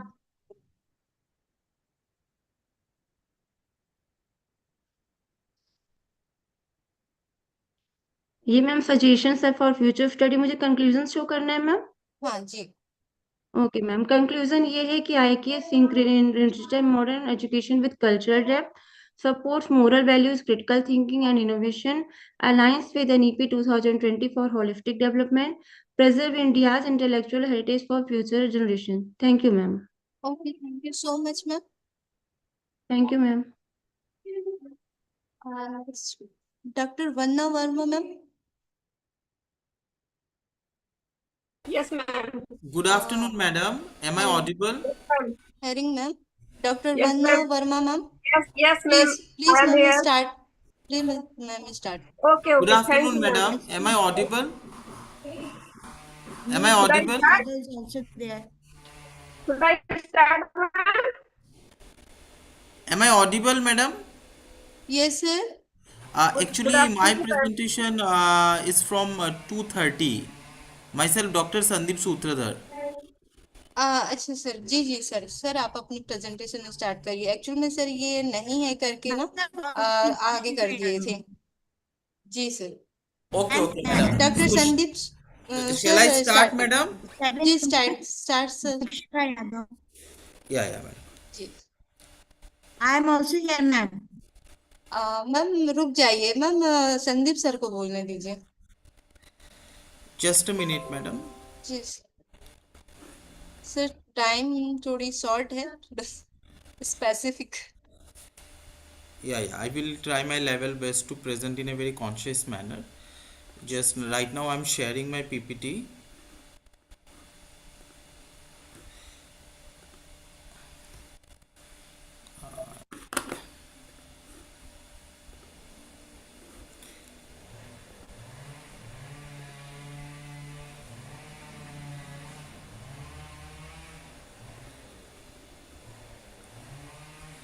Yes, ma'am.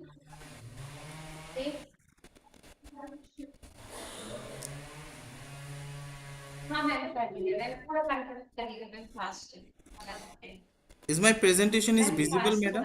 Yes, sir. Okay. So shall I start? Good afternoon, everyone, all the dignitaries present here and the respected resource person.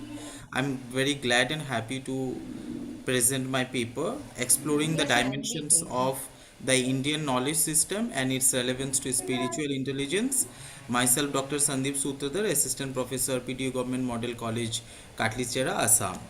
So here the introduction part of my research, that what is Indian knowledge. Indian knowledge system is view knowledge as means to wisdom, ethical living and spiritual growth.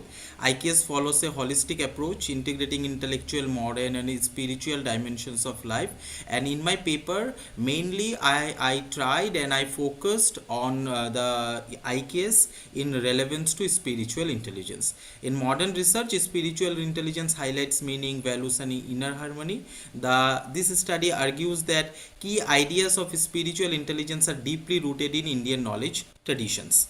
And main objectives of my study, there are four main objectives: examine the major dimensions of Indian knowledge system, conceptually analyze the construct of spiritual intelligence, explore the philosophical and ethical linkage between IKS and spiritual intelligence, and highlight the relevance of Indian knowledge traditions in understanding spiritual intelligence in contemporary context. So methodological framework, it is conceptual, qualitative and conceptual approach. I have all the data collected from the secondary sources, Indian textbooks, journals, and applied the analytical methods, content analysis and interpretation. And main outcome of the methodological framework is conceptual similarities, theoretical linkage between Indian knowledge system and spiritual intelligence. So these are the I focusing now from onwards all the PPTs based on the objectives analysis. So Indian knowledge system, concept and dimensions rooted in Vedas. Indian knowledge system is mainly rooted in Vedas, Upanishads, Bhagavad Gita and Dharanas. And darshans means philosophies. And knowledge goes beyond information and skills, emphasizes on self-realization and ethical living. Here I would like to give little stress on the ethical living. These days we are become so mechanical, and every time we are just focusing on ourself and our self growth, and self growth in a negative manner, in the materialistical position. So here Indian knowledge system gives us the knowledge how we can live ethically for the beneficial of the society. Knowledge leads to wisdom and right actions. And here is I have give a clear picture of the Indian knowledge system dimensions. Here the main 5 dimensions I have found from the different research papers and the different scriptures: the philosophical dimensions, ethical and moral dimension, holistic dimension, spiritual dimension and holistic dimension. Here I have integrated all the dimensions together. So here is the main philosophical dimensions emphasizing jnana or true knowledge, and ethical and moral dimension is rooted dharma, guiding ethical conduct, social responsibility. And spiritual dimension, this is the main focus of my research, focuses on the self awareness and transcendence of ego and higher consciousness through the practices like meditation and yoga. I feel, and from the research I have found, that meditation these days become a key part of each and everyone's life to become stress free and mentally healthy person. These days we are focusing on the physical health, but we should focus on the mental health as well. So spiritual dimension of Indian knowledge system is very important.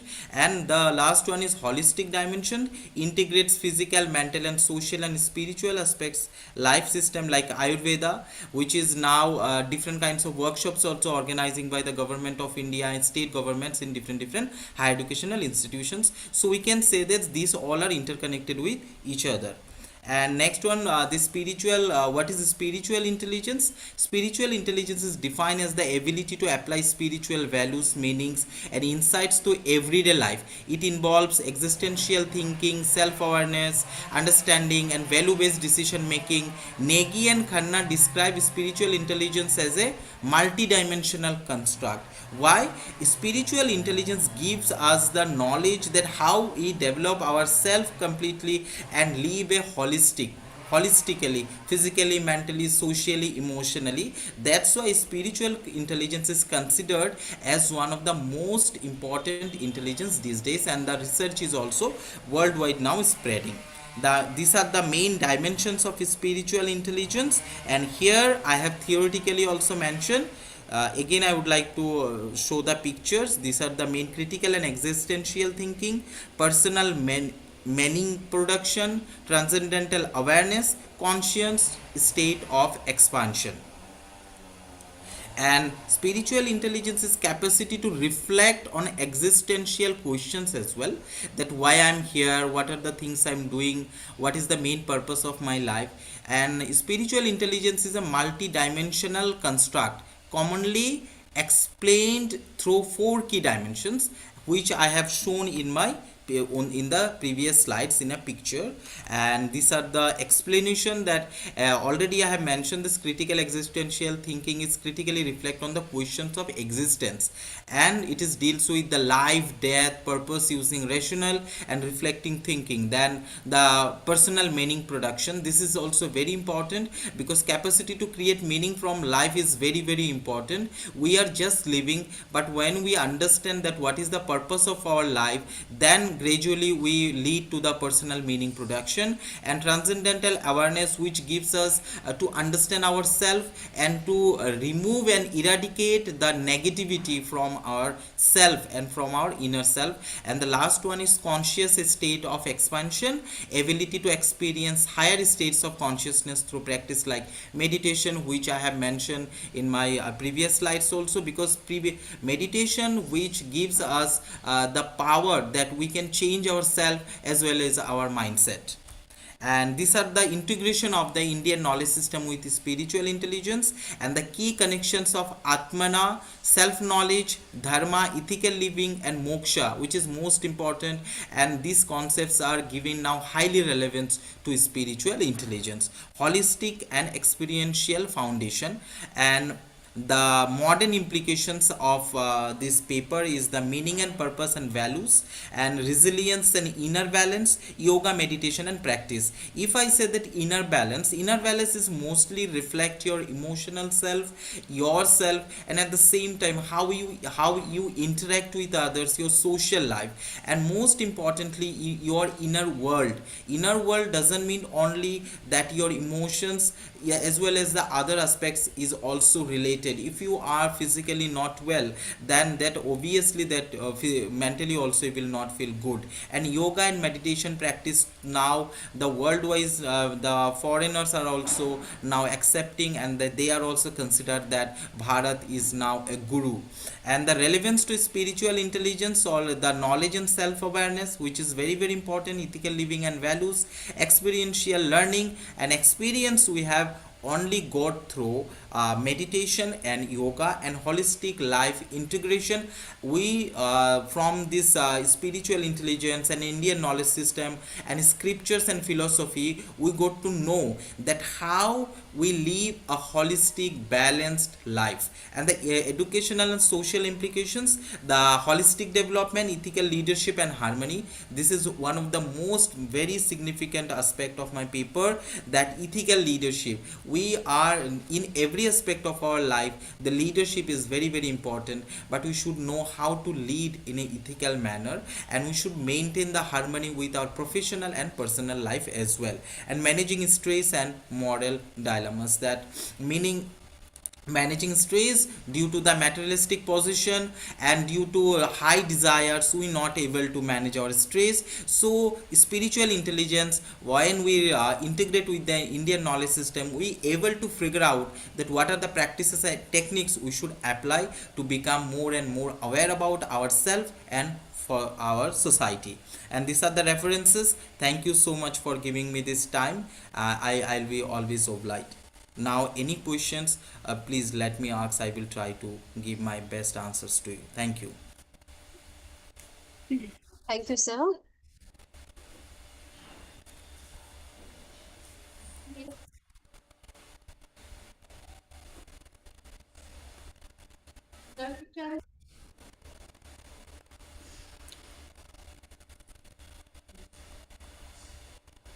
Next, Dr. Vandana Verma, ma'am.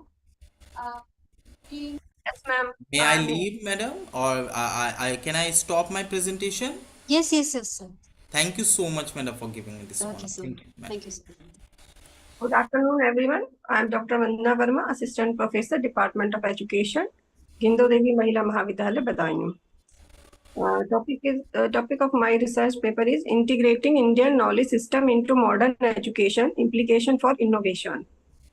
The Indian Knowledge System, IKS, represent a comprehensive and time-tested body of knowledge and education, philosophy, science, medicine, ethics, ecology, and governance. In the contemporary era, modern education system emphasize technological advancement, specialization, and employability. While this approach has contributed significantly to scientific and economic progress, it has also led to challenges such as ethical erosion, fragmented learning, and environmental unsustainability. This paper examines the relevance of the Indian knowledge system in modern education, highlighting its potential to enrich educational practices through holistic learning, value-based education, and interdisciplinary integration. Introduction part. Education plays a crucial role in shaping human personality and social development. Modern education has remarkable advancement in science, technology, and innovation. The knowledge system offers a holistic educational philosophy that integrates knowledge, values, and lived experience rooted in ancient Indian traditions, yet adaptable to contemporary needs. IKS provides valuable insight for strengthening modern education system. Objective of the study, first one is to examine the concept and key feature of the Indian knowledge system. Second, to analyze the relevance of IKS in the context of modern education. Third one, to study the role of IKS in promoting holistic and value-based education. Fourth, to examine how IKS supports interdisciplinary and experiential learning. Fifth one, to explore the contribution of IKS to ethical, sustainable, and inclusive education. Sixth one, assess the alignment of IKS with contemporary educational reforms such as NEP. 7, to highlight the importance of integrating indigenous knowledge with modern pedagogy. Hypothesis for that, the Indian knowledge system is significantly relevant to modern education. Second, integration of IKS enhances holistic development of learners in modern education. Third one, Indian knowledge system contributes positively to value-based and ethical education. Fourth, IKS supports interdisciplinary and experiential learning approaches in modern education. Fifth one, inclusion of IKS strengthen cultural awareness and social responsibility among learners. Sixth one, the principle of Indian knowledge system are compatible in the objective of modern education policies such as NEP 2020. Research methodology, the study adopts a qualitative and conceptual research design based on secondary sources. Data were collected from books, research articles, policy documents, and classical Indian texts. An analytic and an interpretive approach was used to examine the relevance of IKS in modern education context. Role of Indian knowledge system in modern education. Holistic approach to learning. IKS emphasizes the integrated development of intellectual, physical, emotional, and ethical dimension of learners. Value-based education. Values such as truth, discipline, compassion, social responsibility, and respect for nature form the core of IKS. Integrating these values into modern education helps nurture ethically responsible citizens and professionals. Interdisciplinary and experiential learning. Traditional Indian education promoted experiential learning, dialogue, and interdisciplinary studies. Cultural relevance and identity. IKS strengthens cultural awareness and intellectual self-confidence among learners. It enables students to connect education with their cultural context while remaining open to global knowledge system. Alignment with the NAP 2020, the National Education Policy 2020 emphasized holistic education, multidisciplinary learning, ethical values, and inclusion of Indian knowledge system. Holistic development of learner. Indian knowledge system emphasizes the balanced development of body, mind, intellectual, and character.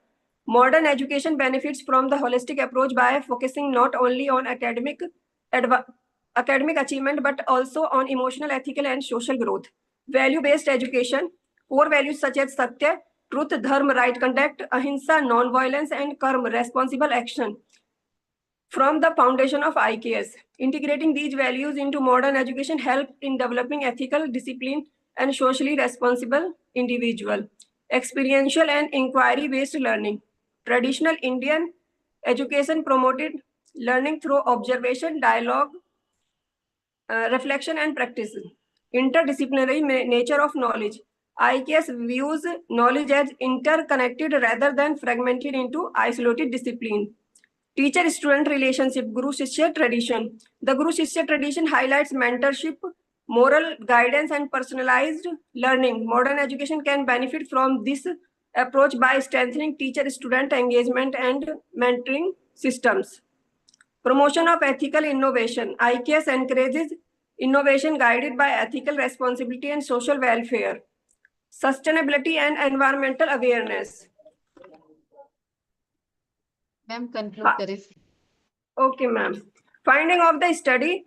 First one, the study finds the Indian knowledge system is highly relevant in modern education. It's a holistic, ethical, and integrative approach effectively addressed the limitation of purely technical and utilitarian education system.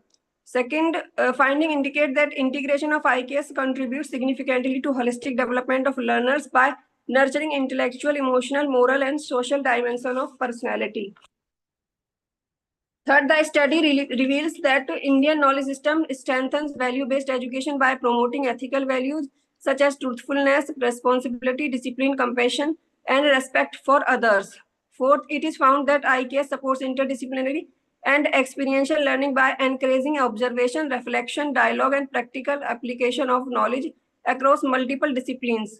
5.1 finding shows that inclusion of IKS enhances cultural awareness, self-identity, and social responsibility among learners, thereby fostering respect for cultural diversity and social harmony. 6.1 the study confirms that the principles of Indian knowledge system are well aligned with contemporary educational reform, particularly and National Education Policy 2020, which emphasize holistic education, ethical values, and multidisciplinary learning. Thanks for giving me this opportunity.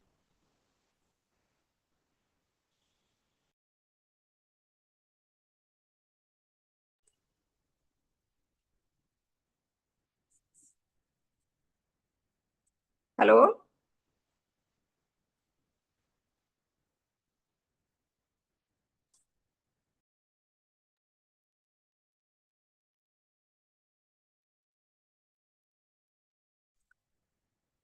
Hello? Should I leave? Hello?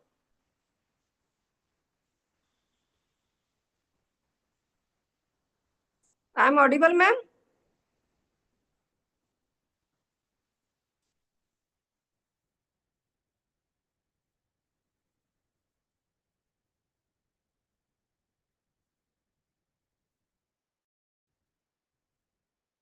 Ma'am, I'm audible? Yes, ma'am. Okay, ma'am. My presentation is complete.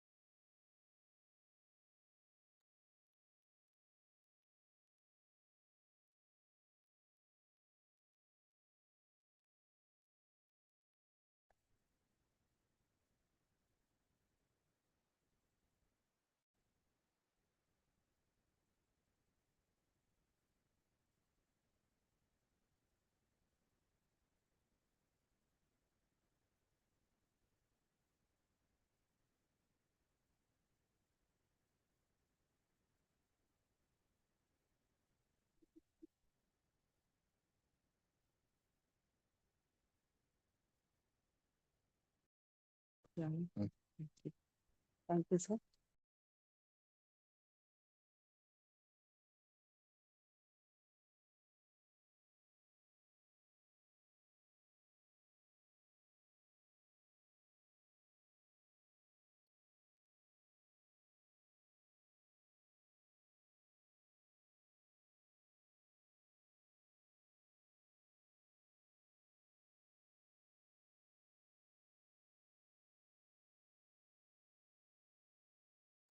ठीक है मेरा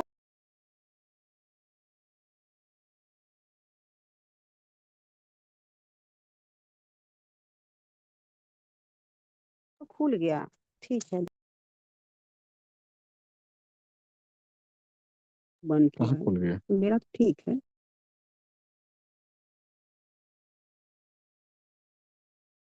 ये लोग नहीं आ रहा, खुल जाएगा तो। ठीक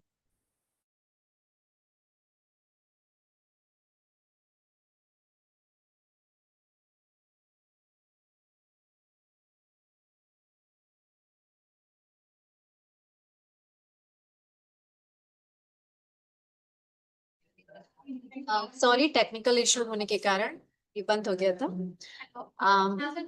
madam Vandana ma'am. Yes, ma'am. Yes ma'am, आपका तो हो गया presentation. Okay, thank you Okay, ma'am. okay. Thank you. Thank you ma'am.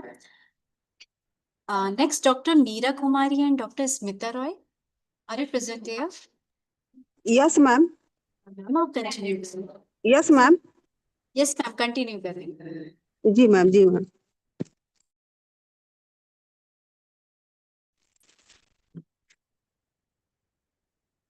Hello, मेरी आवाज आ रही है ना मैम? हेलो। यस मैम, आ रही है। यस जी मैम। जी, मैं डॉक्टर मीरा कुमारी, बीएसजे कॉलेज राजनगर मधुबनी से सोशियोलॉजी की सहायक प्राध्यापिका हूँ। मेरा टॉपिक भारतीय ज्ञान परंपरा और महिलाओं की शिक्षा का समाजशास्त्रीय अध्ययन है। यह शोध पत्र मैं डॉक्टर स्मिता राय के साथ संयुक्त रूप से लिखी हूँ। भारतीय समाज की संरचना और संस्कृति और मूल प्रणाली को समझने के लिए ज्ञान परंपरा का अध्ययन अत्यंत आवश्यक है। यह परंपरा केवल शास्त्रों, ग्रंथों और दर्शन तक सीमित नहीं, बल्कि सामाजिक व्यवहार, नैतिक मूल्यों, शिक्षा प्रणाली और लैंगिक भूमिकाओं को भी प्रभावित करती है। महिलाओं की शिक्षा का प्रश्न समाजशास्त्रीय दृष्टि से इसलिए महत्वपूर्ण हो जाता है क्योंकि यह सामाजिक समानता, सशक्तिकरण और विकास से प्रत्यक्ष रूप से जुड़ा है। समाजशास्त्र यह मानता है कि शिक्षा एक सामाजिक संस्था है जो समाज में असमानताओं को या तो बनाए रखती है या उन्हें चुनौती देती है।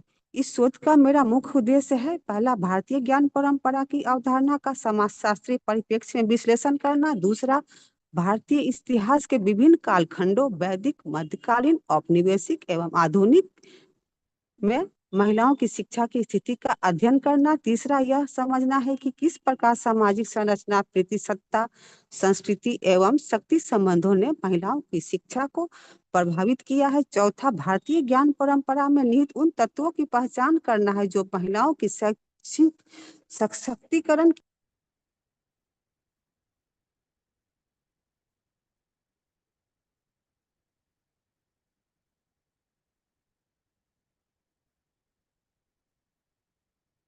Hello, thank you ma'am.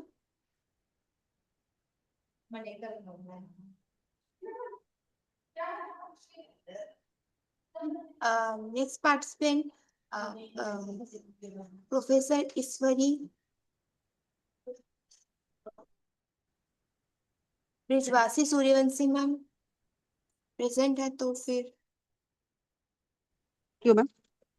जी मैम, अगर आप हैं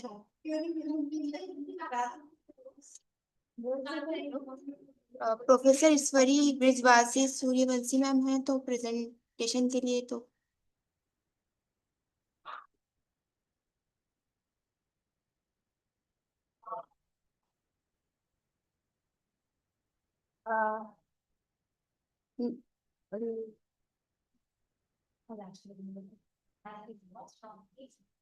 next candidate Amarjeet Singh.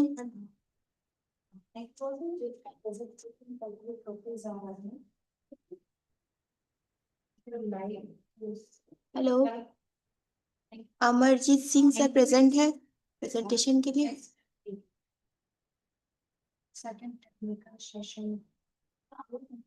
Next candidate doctor Iqbal Hasan.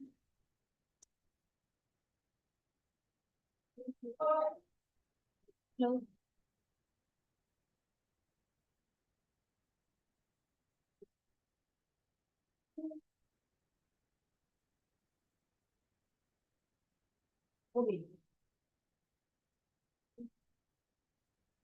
Next participant बस रमेश कुमार साहू।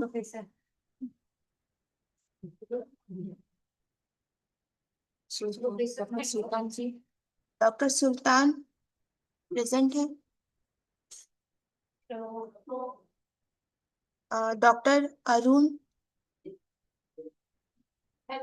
भदौरिया।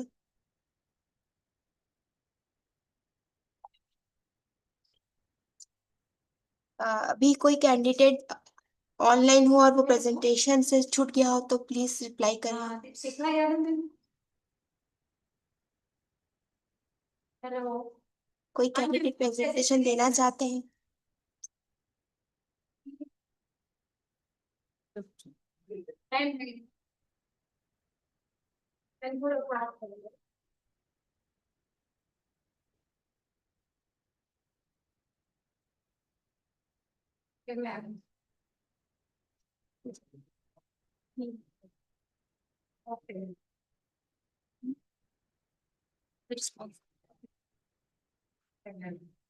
हेलो, क्या फर्स्ट टेक्निकल सेशन के कोई कैंडिडेट अगर छूट गए हो तो आप प्रेजेंटेशन दे सकते हैं, वरना हम ये फर्स्ट टेक्निकल सेशन यही क्लोज करेंगे।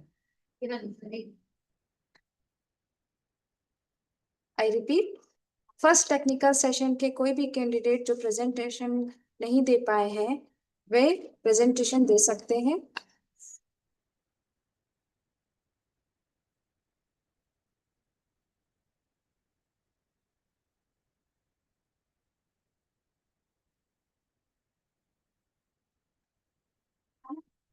मीरा देवांगन, आपने प्रेजेंटेशन दे दिया?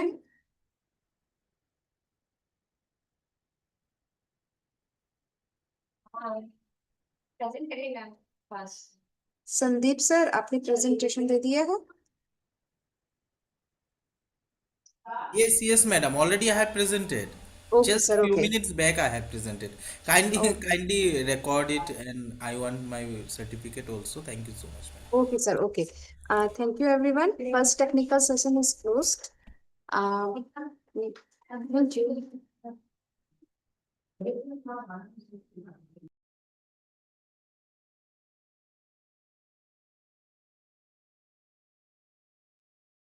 हेलो हेलो हेलो जी मैम। मैम, मेरा नाम लिस्ट में नहीं है। Can I give my presentation? Ma'am, आपका नाम प्लीज एक बार बोलेंगे? कविता Agarwal.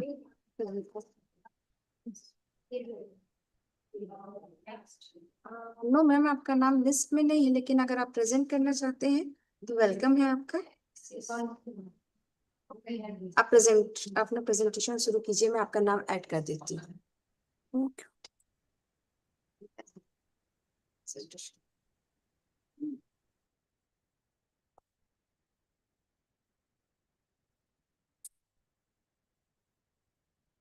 Hello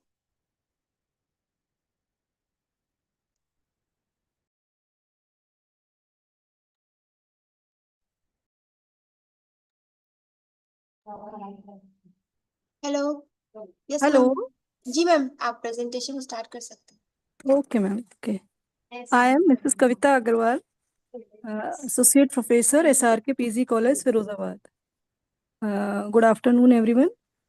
The topic for the seminar is Indian knowledge system of 21st century, global relevance, innovation and continuity.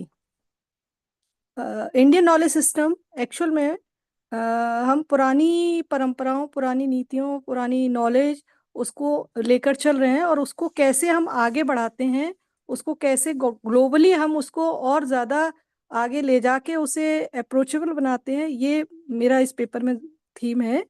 किस तरह से हम IKS को मॉडर्न वर्ड से रिलेट करें जिससे हमारी IKS ज़्यादा यूजफुल हो जाए और ज़्यादा हम लोग उससे जुड़ पाएँ।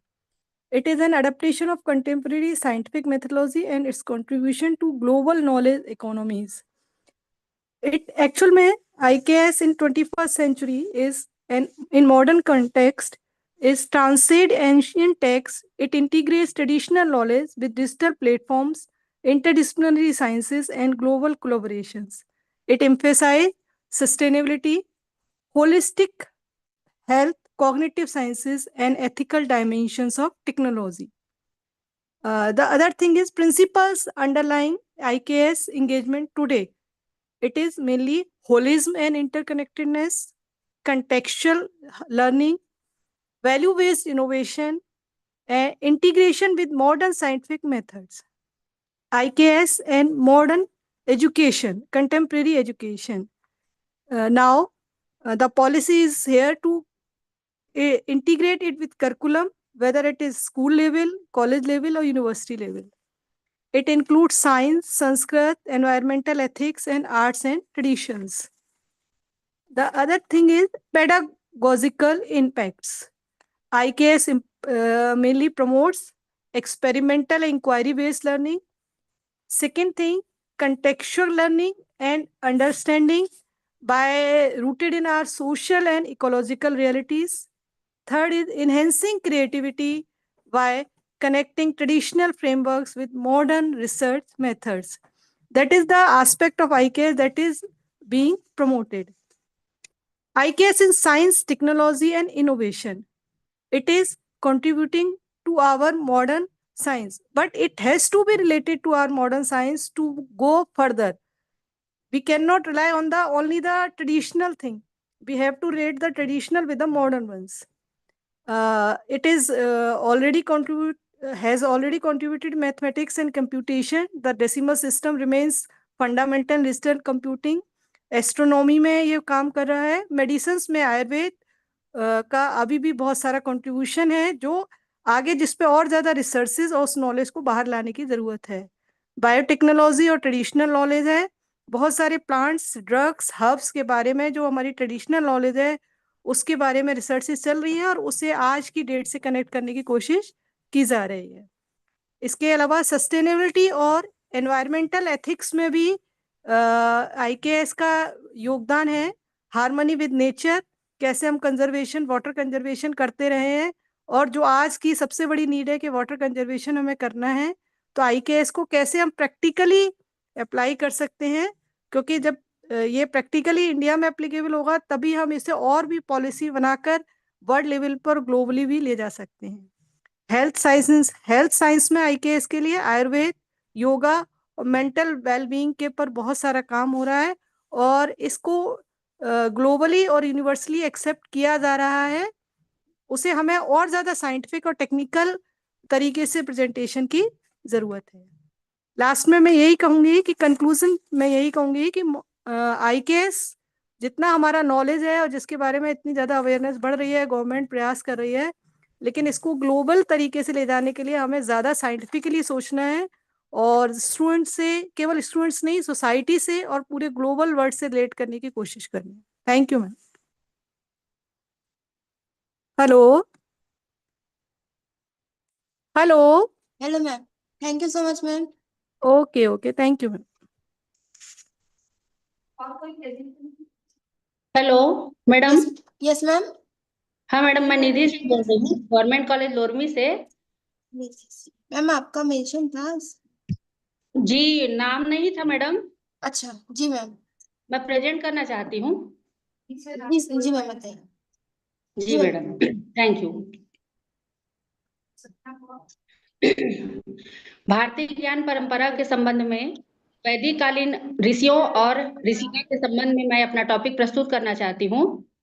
आप सभी को मेरा नमस्कार. जिस प्रकार भारत में महिलाओं को आज समस्या होती है, तो आधुनिक काल आज इतना आ जाने के बाद, शिक्षा प्रणाली इतने ऊपर होने के बाद भी भारतीय ज्ञान परंपरा में वैदिक काल के समय जो नारियों का सम्मान था वह नहीं बन पाया है. इस विषय में महिलाओं की जितनी भी समस्याएं हैं उस पर वैदिक काल की नारियों ने बहुत सारे रिसर्च और कार्य किए थे. उनमें से कुछ वैदिक कालीन ऋषिकाओं के बारे में मैं आपको यहाँ पर बताना चाहती हूँ और वह हमारे शोध का विषय है कि जब वैदिक काल में नारी को इतना ज्ञान था, विदुषी माना जाता था और उन्हें 2 कैटेगरी में माना जाता था, स्वतंत्र अधिकार प्रदान किया गया था. जो विद्वत जन नारियां थी वो अगर शादी नहीं करके अपना जीवन ब्रह्म विद्या में लगाना चाहती थी, उन्हें ब्रह्मवादिनी कहा गया. और जो ज्ञान प्राप्त करके गृहस्थ जीवन में जाना चाहती थी उन्हें सधोवधू का नाम दिया गया. यह स्वतंत्रता उन्हें प्राप्त थी, परंतु आज यह नारी को स्वतंत्रता नहीं दी गई है. यह शोध का विषय है कि हमारा प्राचीन भारत ऐसा था तो आज प्रश्न चिन्ह क्यों है. दूसरा, कई महिलाएं हैं जिन्होंने अपनी विद्वता प्रमाणित की है, तो महिलाओं पर प्रश्न चिन्ह क्यों उठ जाता है. जैसे कि गार्गी द्वारा याज्ञवल्क्य संवाद बृहद उपनिषद हमारा बृहदारण्यक उपनिषद है, जिसमें गार्गी द्वारा 12 प्रश्न पूछे गए थे जो सृष्टि, आकाश और वातावरण के संबंध में थे. वह उनकी विद्वता का प्रमाण था. अंत में याज्ञवल्क्य को अपना पराजय स्वीकार करना पड़ा कि एक नारी भी नर के बराबर हो सकती है और उसे भी वेद अध्ययन का और ज्ञान प्राप्त करने का अधिकार है।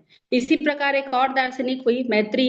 उनके जीवन से यह शिक्षा मिलती है कि जब उनके पति की 2 पत्नियां थी, कात्यायनी और मैत्री। मैत्री ब्रह्मवादिनी थी और अपने पति को कहती है कि मैं पत्नी धर्म के साथ साथ ज्ञान भी अर्जित करना चाहती हूँ। तब याज्ञवल्क्य उन्हें अपनी ज्ञान बताते हैं कि संसार में समस्त चीजें नश्वर है और अगर आप आत्मज्ञान प्राप्त करते हैं तो वही चीज आपके कर्म के साथ जाता है और आप मोक्ष प्राप्त कर सकते हैं। इस प्रकार का संवाद भी बृहदारण्यक उपनिषद में है। हमारे ज्ञान वेद के उपनिषद जो विलुप्त होते जा रहे हैं, जिन्हें लोग पढ़ना नहीं चाहते या समझना नहीं चाहते, उन पर शोध करके उन क्षेत्रों को, उन विषयों को, ऐसी नारियों के चरित्र चित्रण को सामने लाने की नितांत आवश्यकता है। यह हमारी भारतीय ज्ञान परंपरा में उपलब्ध है। लोपामुद्रा के बारे में, जैसा कि नाम लोपामुद्रा है, जब अपने पीतल तर्पण की बात आती है, प्रतिवर्ष सभी लोग पीतल तर्पण करते हैं, किंतु कोई पीतल का महत्व नहीं समझ पाता। एक बार ये कहानी है कि कुछ पीतल कुएं के पास लटक रहे थे और उनको मुक्ति नहीं मिल रही थी। तब कहा गया अगस्त मुनि से कि आप विवाह करिए और पीतल तर्पण के लिए पुत्र उत्पन्न करिए। उन्हें विवाह की इच्छा नहीं थी, किंतु उन्होंने पीतल तर्पण के लिए विवाह किया और सभी जीव जंतु और सुंदर चीजों से एक स्त्री का निर्माण किया, जिसका नाम दिया गया लोपामुद्रा। यह नाम इसलिए दिया गया क्योंकि जीव जंतु और सुंदर जितनी भी चीजें थी उनसे उनका लोप किया गया और एक मुद्रा बनाई गई नारी की, जिसका पालन पोषण विदर्भ राज्य में किया गया राजा कवि नेमि के द्वारा। और अंत में जब वो विवाह योग्य हुई, तब जिसे खुद लोपामुद्रा को अगस्त मुनि ने बनाया था, उनके साथ उनका विवाह हुआ और उन दोनों का एक संतान हुआ, दृढ़ाशय। तो उसके आधार पर उस संतान ने फिर पीतल तर्पण किया और यह कार्य सिर्फ विवाह एवं संयम के लिए किया गया था। इस प्रकार से लोपामुद्रा जो है प्रकृति के संचालन की और विदुषी की एक बहुत बड़ी उदाहरण है। तो किसी भी जगह पर नर नारी की असमानता की जब बात आती है, तब ये सारे प्रमाण साबित करते हैं कि महिलाएं किसी भी टॉपिक पर कार्य करे वह अपना सर्वश्रेष्ठ कर सकती है। इसी प्रकार एक उदाहरण है रोमसा का।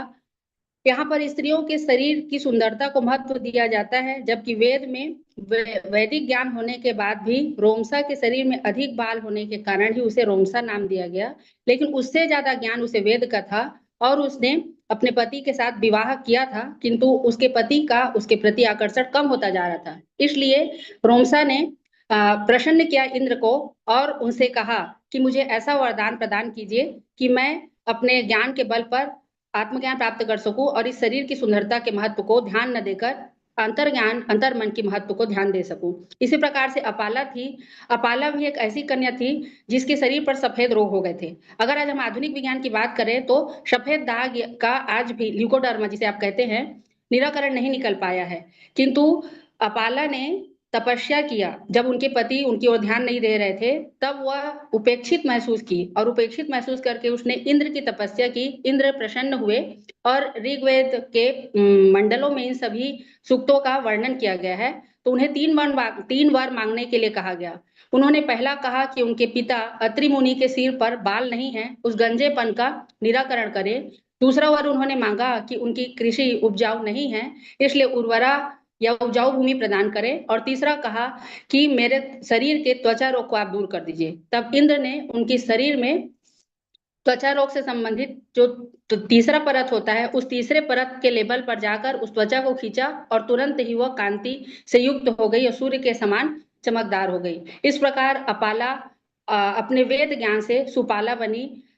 इस प्रकार कई सारे उदाहरण हैं, जैसे शाश्वती, दक्षिणा, श्रद्धा, रात्रि, यमी, पड़ी संवाद, जिन्होंने अपने ज्ञान के बल पर हमारे वेद को और भारतीय ज्ञान परंपरा को आगे बढ़ाया है। तो जब नारियां उस समय इतना ज्ञान प्राप्त कर सकती थी, तो आज आधुनिक समय में भी ज्ञान प्राप्त करने के बाद भी क्यों ये समस्याएं उत्पन्न हो जाती है कि नारी उपेक्षित हो जाती है। इस विषय पर शोध कार्य मेरा स्वयं का जारी है, जिसमें मैं भारतीय ज्ञान परंपरा में नारी का एक समाजशास्त्री विश्लेषण पर शोध कार्य कर रही हूँ। इस विषय पर और शोध की आवश्यकता है। भविष्य में आप सभी से निवेदन है कि भारतीय ज्ञान परंपरा के विभिन्न टॉपिकों पर शोध करें और दूसरे को भी प्रेरित करें, जिसमें नारी के महत्व को भी उजागर करते हुए महिला सशक्तिकरण, महिला समानता जैसे विषयों पर हम कार्य कर सकें। जब सभी पक्ष बराबर होंगे तभी भारत विकसित होगा। तो भारतीय ज्ञान परंपरा आधार है और उसका अंजाम होगा विकसित भारत अभियान 2047। धन्यवाद ऑल ऑफ यू। धन्यवाद मैडम। Thank you ma'am. आपका सजेशन बहुत बहुमूल्य रहा हमारे लिए। जी थैंक यू। नाम नोट करेंगे मैडम? हाँ मैम, नोट कर लिए। आप लोडमी से गवर्नमेंट कॉलेज है, निधि सिंह में। जी जी जी मैडम। थैंक तो you ma'am. Thank you madam. मैं टेक्निकल सेशन की समाप्ति की घोषणा करती हूँ। अभी हमारे सेकंड कीनोट स्पीकर अपना प्रेजेंटेशन दे रहे हैं टूल्स के ऊपर। आप उसमें पार्टिसिपेट कीजिए।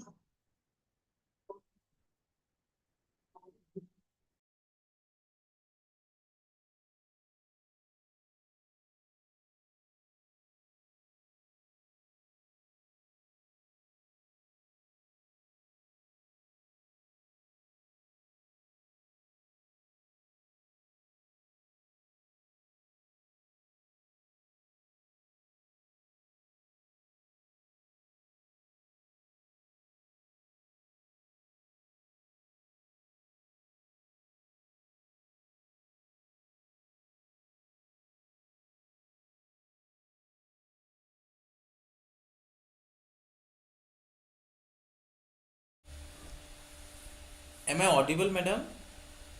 Am I audible? Am I audible?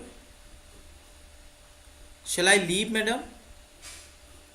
Shall I leave? Shall I leave, madam?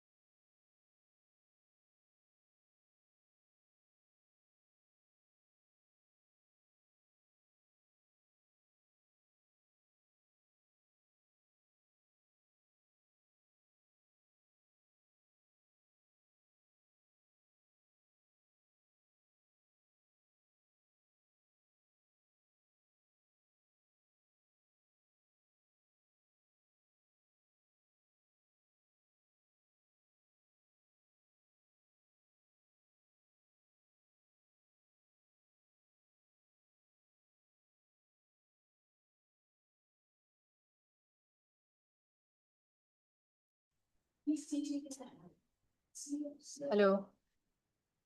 Good afternoon. Second technical session start हो गया है। अभी सिर्फ इकबाल हुसैन आप हैं। I'm also here. हाँ सर, आप अपनी प्रेजेंटेशन स्टार्ट कर सकते हैं। Right, okay. So shall I start now? Yes sir, please. Okay, am I perfectly audible? Yes sir, perfectly Audible. Okay, thank you, ma'am. So, one and all present here, good afternoon. And I was listening the keynote lecture by Professor Singh, and what he was trying to establish that whatever education system or pedagogy system we have in our country, that has to undergo several revision, where we must start talking about the policy design and execution through available infrastructure in education at all levels. And of course, it has gone under tremendous changes in the aftermath of the new education policy 2020. But still, so far the Skill India mission is concerned, inclusive education is the only the thing which can save our resources and which can make it to realize the demographic dividend. So the response and success so far have been satisfactory, but it is seldom enough to notice rural education and working of skill development centers as driving force for inclusive education and sustainable rural development. Here, when I was working on this theme, inclusive education, then my scholars one day came across an individual who was saying that what is the point to educate the children when there is a challenge to get job? And later on, it's become very difficult to send them for higher education to the metros and the tier 1 cities. It's a bit expensive and there is no guarantee that they will get any employment. So that's where I realized that we must go in deeper than we'll try to find out that what is the exact cause of this type of thinking. So when we were working on that, we understood that it is all about the livelihood security. These people feel so far that their livelihood is not secure, though they are getting very much support from the Indian government in the form of MGNREGA, which is now renamed as VBG Ramji, and several self-employment schemes also, and Startup India, and through the various other schemes like Ujjwala, etc. They are making their life better, and many people are coming out of the poverty. But still, livelihood avenues are not properly defined. So we need to re-emphasize on the sustainable livelihood security that can realize and proceed towards the vision of the Viksit Bharat by 2047. And that can be done, of course, through the rural livelihood security. And that is, though it appears many times that it's a separate issue, but it is not. It is always related with the village inhabitants. And still, you can find that various rural elites are thinking that work is beyond education. So they think that more educated means more difficult to find employment in their area. And they will have to migrate to the tier 1 cities or the metros like Mumbai or Chennai, etc., or Delhi, etc. You can see that how many our Bihari folks are going to Delhi and the Mumbai in the search of jobs. So such kind of thoughts, beliefs, misconceptions, they need to be addressed, and they can be addressed by realizing the 3 R's, and that is recognition, representation, and recreation. So how the inclusive education is concerned, we just find these things are very important so far the rural elites and their life are concerned. And another thing that is very important as per the finding of my paper, that is the 4 P's. We often talk about the public-private partnership, but we forget to talk about the participation. Like our Honorable PM also says that सबका साथ, सबका विकास, सबका प्रयास, और उसमें सबकी भागीदारी. So public-private partnership that can be realized through the participation of the people. So compulsory education, that's fine, that we ensure that children get educated, and till the 14 years of the age, education is absolutely free. But that has to be blended with the inclusive education, because that only can attract the job to the youth. And right from the primary classes, children must be engaged in the some type of work, some type of skill development processes. So that will be learning by doing. And that, of course, result into the various innovations, various discoveries. And you can see that how many kids and children and the teenagers are coming from the tier 2, tier 3 towns, and they are working fabulously, and lots of discoveries are being made. And on the other side, just to make it more instrumental, we must develop a student database hub at every village panchayat level. If that can be done, that of course we will be able to find out that who are those kids who are having interest in the energy sector or in the some technicalities, so that right from the childhood they can be groomed. And further, livelihoods can be made up of a range of on-farm activities, off-farm activities, extraterritorial activities, so that they can provide food, cash, shelter, recognition, satisfaction, grooming, and then, of course, that can ensure their growth and development. So, through this paper, I must convey my message to the people and to all the young researchers here at this place, that work for the inclusive education and try to address the need of the livelihood security, and ensure that each and every kid looking for, not for the education only or dry education only, I call it dry education, but every youth will look for the some type of skill building and skill enhancement exercise. So that's what just I want to convey. Thank you so much. If you have any questions, please go ahead. No, sir. Thank you so much. Okay. Okay. Next. अगर कोई रह गया है, क्योंकि जिस जो नाम मैंने डाले हैं उसमें से तो कोई मुझे दिख ही नहीं रहा है. Professor Ishwari Brijwasi Suryavanshi, mister Dhanesh Kumar Sahu, doctor Sultana Khanam मजुमदर, doctor Arun Bhadauria. क्या आप में से कोई है? Ma'am, I am Arun Bhadoria. Okay. Okay, sir. Okay, sir. Yeah. Okay.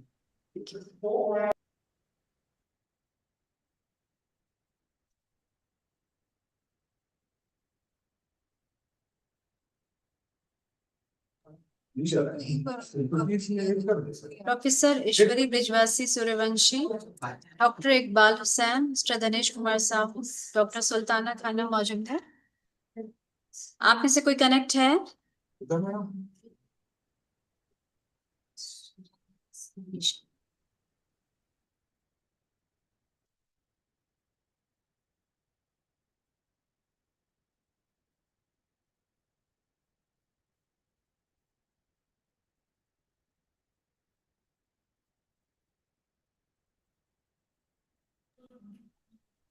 Hello.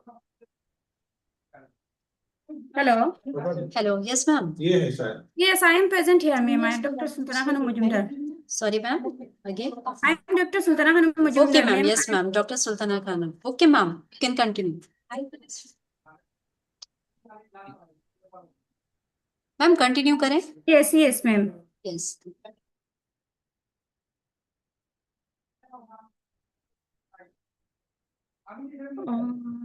Ma'am PPT अगर शेयर नहीं हो रहा है तो आप ऐसे वर्बली भी बोल सकते हैं. Okay, ma'am. Good afternoon, all.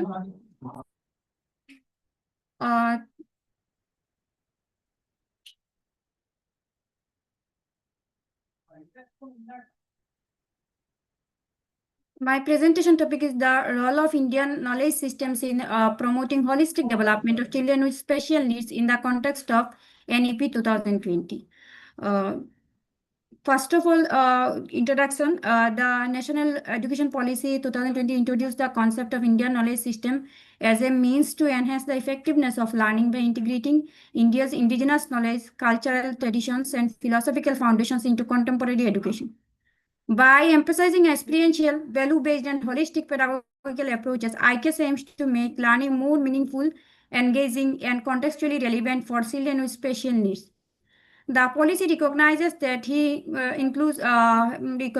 the policy recognizes that the inclusion of IKS can foster deeper conceptual understanding, critical thinking, ethical awareness, and cultural identity among children while accommodating varied learning styles and abilities. For the present study, the main objectives of the study to study the role of Indian knowledge systems in promoting the holistic development of children with special needs, and second objective to find out the relevance of IKS-based pedagogical practices make learning more inclusive and supportive for children with special needs under NEP 2020. The next one is result and discussion. Based on the descriptive and conceptual analysis of secondary sources, the result of the present study highlights the significant role of Indian knowledge system in supporting the inclusive and holistic education for children with special needs as envisioned in the National Education Policy 2020.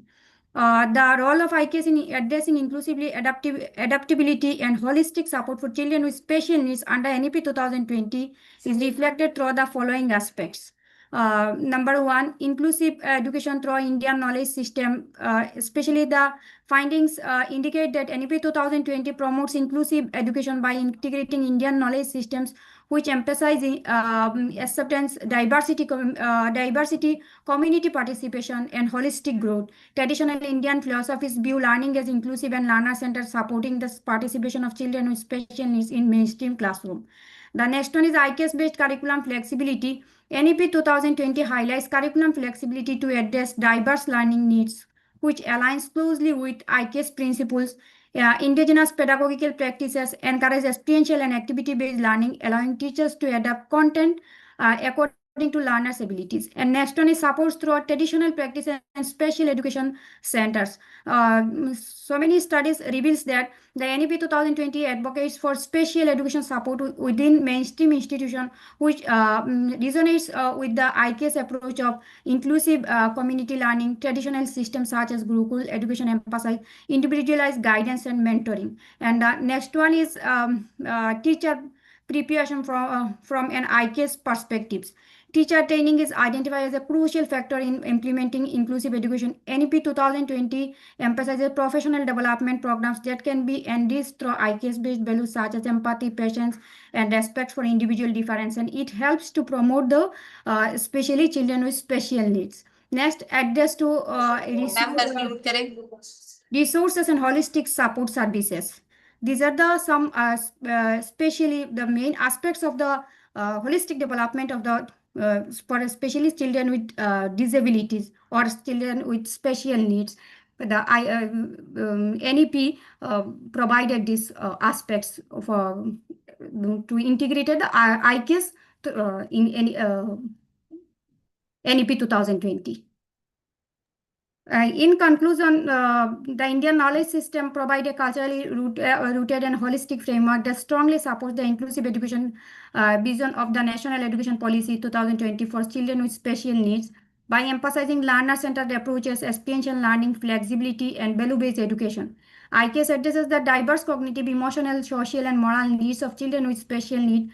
Practices such as storytelling, yoga, meditation, arts, and community-oriented learning foster inclusive classroom, reduce stigma, and promote well-being and participation. The integration of IKS also complements curriculum adaptability, teacher preparedness, and holistic support services advocated by NEP 2020. However, the meaningful incorporation of Indian knowledge systems into inclusive education practices can contribute to creation of equitable, supportive, and holistic learning environments that enable children with special needs to learn, grow, and thrive. Thank you. Thank you, ma'am. Yes. Next, Dr. Iqbal Hussain. Dr. Iqbal. Yes, I'm here. Yes, sir. Can I proceed? Yes, sir. Okay, thank you. Respected Chair, honorable speakers, distinguished delegates, and dear participants, good evening to everyone. I am Dr. Iqbal Hussain. I feel honored to present my paper titled Multidisciplinary Language Education, Insights from the Urdu Literary Tradition. I sincerely thanks to Sandeepni Academy for providing this valuable international platform. Introduction. In recent educational debates, there is a strong emphasis on moving beyond rigid disciplinary boundaries. Multidisciplinary learning is important because it helps learners connect knowledge across subjects and develop deeper understanding of society and real life issues. In this shift, language education holds a central place because language shapes not only communication but also thinking, identity, and cultural awarenesses. Language is never neutral. It carries value, cultural memory, and social meaning. It also reflects power relations because some languages and styles expression receives more recognition than others. If language teaching remains limited to grammar drills, examination performance, it may build basic competence, but it often fails to develop reflective thinking and meaningful engagement. This paper argues that Urdu literature can strengthen multidisciplinary language education. Urdu poetry, fiction, and critical prose naturally connect language learning with themes of coexistence, justice, dignity, identity, and social responsibility. Yet Urdu is often marginalized in formal education or reduced to a narrow subject. I propose that Urdu should be seen as the socio-cultural resource for holistic and inclusive learning. Conceptual and theoretical framework. Multidisciplinary education encourages learners to approach a topic through multiple perspectives rather than treating knowledge as isolated departments. In language education, approach is critical because language is not only grammar and vocabulary, it is a social practice through which learners interpret experience, participate in culture, and build identity. Learning also develops through interaction, classroom dialogue, discussion, and guided meaning making help a student gain confidence and develop deeper understanding. Within the framework, literature becomes a powerful bridge. Literary text present language in context and invite emotional and technical engagement. Urdu literature is in particular provide rich material for such learning because it reflects plural histories and diverse social realities. Urdu literary tradition as a multidisciplinary resource. The Urdu literary tradition developed in a culturally plural environment shaped by historical change and intellectual exchange. It functions as the socio-cultural archive that records social realities, moral debates, and lived experiences. Through Urdu text, learners engages with themes such as inequality, migration, identity, coexistence, and human dignity. Urdu poetry strengthens language skills through metaphors, idioms, and stylistic richness. Urdu fiction, especially short stories, often captures everyday struggle and social change, encouraging learners to interpret society through language. This helps build critical literacy where students ask how text present values, power, and human relationship. Methodological approach. This paper follows a qualitative and interpretative sir approach. Conclude करें. Okay, I'm going for conclusion. To conclude, this paper argues that multidisciplinary language education can be meaningfully strengthened through the Urdu literary tradition. Urdu literature offers language learning with cultural depth, ethical reflection, and social relevance. When thought through coexistence, reading, thematical integration, dialogue, and project-based learning, Urdu becomes more than a subject. It becomes a powerful medium for inclusive, reflective, and responsible citizenship. Thank you very much. Thank you sir. Thank you. और कोई है जो कोई hello और कोई है जो अभी प्रेजेंटेशन देना चाह रहा है? ऑलमोस्ट कंप्लीट है. ठीक है डियर पार्टिसिपेंट्स, मैं आपको बताना चाहूंगी इसके बाद फीडबैक लिंक भेजा जाएगा, आप उसको फिल करके ग्रुप में डाल दीजिएगा. ठीक है, थैंक यू सो मच.